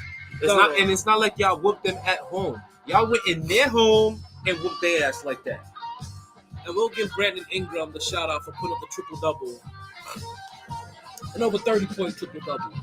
Love to see it. We'll give him a little shout out for that. But yeah, Jason Tatum and those and the Celtics last night, and so far this night, They sent the hell of a message. so far this night, right in Gotham City. Talked about it earlier. Jalen Brunson is like, yo, it's Friday. I want to get in this club too. Like, I want to get in this club too. But he wasn't the only one. It's Saturday, Sunday. Mikal Bridges also drops another 40 piece, right? There's a reason why I mentioned Mikal Bridges tonight. He put up 42 against Atlanta. As Atlanta drops another one. Yeah, Atlanta's definitely not going to make it into the final. They're going to be lucky. Listen, Atlanta, where the standings at? Let's take a refresher of the standings. How much time we have left in the podcast? Just about 10 minutes? It's perfect timing. Right? I think it's about dragging Atlanta for the last 10 minutes. I feel like the club is about to get shut down anyway. Oh, there's not. They're still partying. Right, but we got nobody else left to get in. And like I said, we had mainly winners all over the place. And that's we just got a 10-minute warning. So let's take a quick look at the rest of the standings, right? Because we have a good idea in the East who's gonna be settled at the top 3, top 4, maybe top 5 even. Right? That 6 through 10 is still kind of jumping over. It looks a lot better than what it looks like in the West though. But at least 6 through 10 is still up in the air. Miami's 3 losses pushed them out of the automatic play-in playoffs. So right now they fall into the play-in tournament. Mm-hmm. Atlanta's still behind them, but you know what? Atlanta may be lucky enough where, let's see, they're at 75 games. They have 7 games left. They can fall out of the playoffs. But it's going to take Indiana, Washington, or Orlando. So one of them would have to go on a massive run and almost win out the rest of the season as Atlanta crumbles. But there's a way. New York is looking real solid. Just to let you guys know, like I said, I've been keeping this number. I've been tracking this number. And that magic number for them was 5 out of their last 9, but the real magic number was 48. They get to 48 wins and nothing stops them. That's basically, does that win out the rest of the season? Wait, hold on. No, they can't even get to 48. They gotta get to 40. Oh, they're gonna get to 47. They can't get to 48? Who? The Knicks. Yeah, we can get to 49. What are you talking about? How many? No, hold on. We only got 4 games left. We can get to 49. With 40. Wait, I need to refresh my page. Yeah, refresh that shit. Hold on, let me refresh my page. I am tripping. I was like, what the hell is... Okay, here we go. 45. Okay, there we go. Okay. Now things look a little bit different. Okay. Oh, man. Let's see. Atlanta. Does everything I just said still apply for Atlanta? Because I was like, yo, they got 7 games left? That was sounding real weird to me. I'm like, yo, we got 4 games and they got 7 left? Oh, God. Okay. Atlanta now is officially at 77 games. So they have 5 games left. Shut up. Well, I got the sniffles. Oh, hold on. Fuck that. Keep that shit out there. Trust me, I was like, "What the fuck? What the fuck, man? Like, what you got? What you got going on? That's how you feeling right now? You showing the titties off and shit. Listen, you know what I mean? Like, this would not be acceptable. You know what? I have a major problem with this because our lovely women cannot show off their nipples and shit and like the on camera on a podcast. Who's stopping them? I'm not stopping them. Do that shit, ladies. Liberate yourselves. So you just out here with the fucking taco meat and everything, with the bird chest and all out and everything. Listen, like, show your taco meat, ladies. You know what I'm saying? Like, this fucking guy. Taco meat, bird chest, all of that shit. You know what I'm saying? This fucking guy. Listen, like full keg of rolling They and don't want to see, everything. you know what I'm saying? Crowd don't want to see your nipples, man. Cover that shit up, man. They want to see that shit. Disgusting ass shit. It keeps exposing itself. Nobody want to see that bullshit, man. Like, get out of here. Listen, that's the beauty of it. Only Instagram is getting that. That's only the Instagram behind the scenes cam. That's the behind the scenes Instagram cam. Behind the scenes cam. Listen, everybody, look at this. Look what everybody else sees. They only get me from the neck up. It's only Instagram. Like it's Instagram and their peekaboo tactics. What? What's going? Listen, we got standards to talk about. Knicks is solid, right? Atlanta's still holding on that 8th spot. Even though, listen, Atlanta's on a okay. I don't know why I thought Atlanta was doing worse. So they lost last night game. They're at 4 of their last 6. New York Knicks currently right now have won 6 of their last 4. I feel like they should be doing better. I don't think my Philly bet is gonna pan out. They don't have enough time. But that shit shot. But Sacramento has locked down that division. Thank you. Sacramento has locked down that division. That's a wrap. Pull the ring. What kind of fact? Let me not say that. Let me not say that. They're at 77 games, right? Even if they lost all 5 games, actually, no, you know what? They can still tie, it looks like. They're at 76 games. Actually, nope. Sacramento looks like they need to win 1 more game. Unless they have the tiebreaker over Phoenix, and that's why it doesn't matter. Who? Sacramento. I think they do have the tiebreaker over Phoenix. It just depends on how many games they have left. They can tie.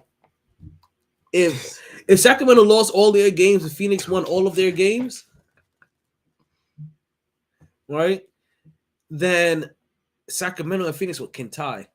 So Sacramento still needs 1 more game and 1 more dub to make sure that they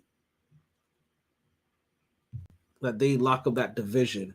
And let's see, today, are they on the docket for today? Give me my April 1st game.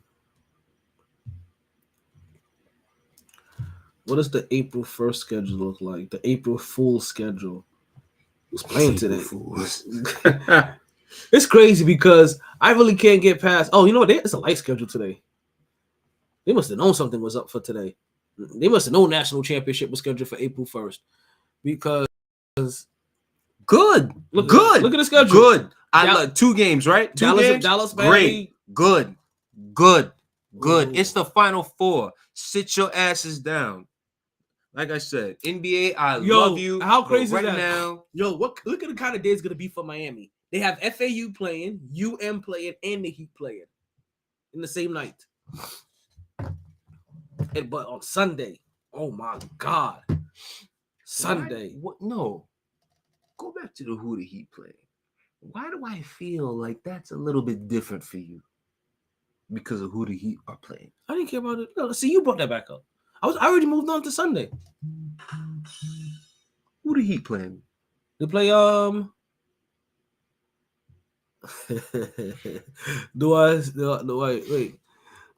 I see the girl drop 41 points? The girl. Are you dead ass? I know we just saw somebody drop 41. Oh my! Why did you say the girl? God. Oh, I'm not tripping. even helping you. Oh yeah. Nope. Yeah. I was in NBA mode. I was like, the girl. Yeah, she just did. What's going on, Pippin? It's my boy Vic on there. Yeah, she did definitely beast that. On Sunday, on April 2nd, we had a full slate of games. Look, we got 15 games? 1, 2, 3, 4, 5, 6, 7, 8, 9, 10, 11, 12, 13 games on Sunday. So basically, every team that's not playing Saturday. So basically, everybody's playing, except for the teams that played Saturday, it looks like. I don't look like there's any back-to-backs there. Chicago, Miami, New Orleans. Oh, I can't wait for Sunday. And the Knicks aren't playing on Sunday? Wait, they making us wait till Not Monday? for nothing. I haven't really looked at Sunday's NBA schedule because I already know that I'm gonna be recovering from Saturday's drinking at the Oh, there you go. bar You play Washington for the There we go. Final Four. That's why I was going to work perfect. And you're just going to sit there and just have games on all day, and just have them and then keep running and running and running and running. Well, okay, I guess it's time to go. All right, folks. I Shout out to the Black Eyed Peas. I appreciate you guys. I appreciate you guys listening to the podcast. Don't give out any black eyes this weekend, right? Enjoy yourself. Enjoy the weekend. Party hard. It's still spring break. Enjoy everything. Regret nothing. But continue to stay MyT. We out of here. You know, go fandangle some shit.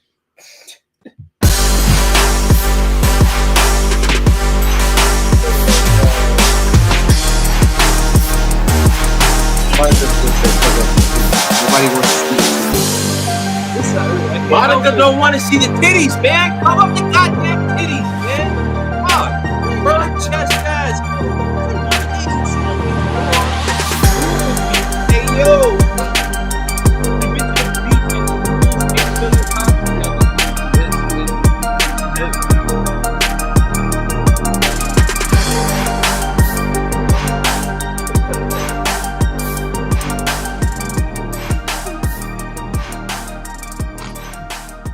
Having a brother that walks around the house, like the road, like the crib topless, like it just what happened. Hey.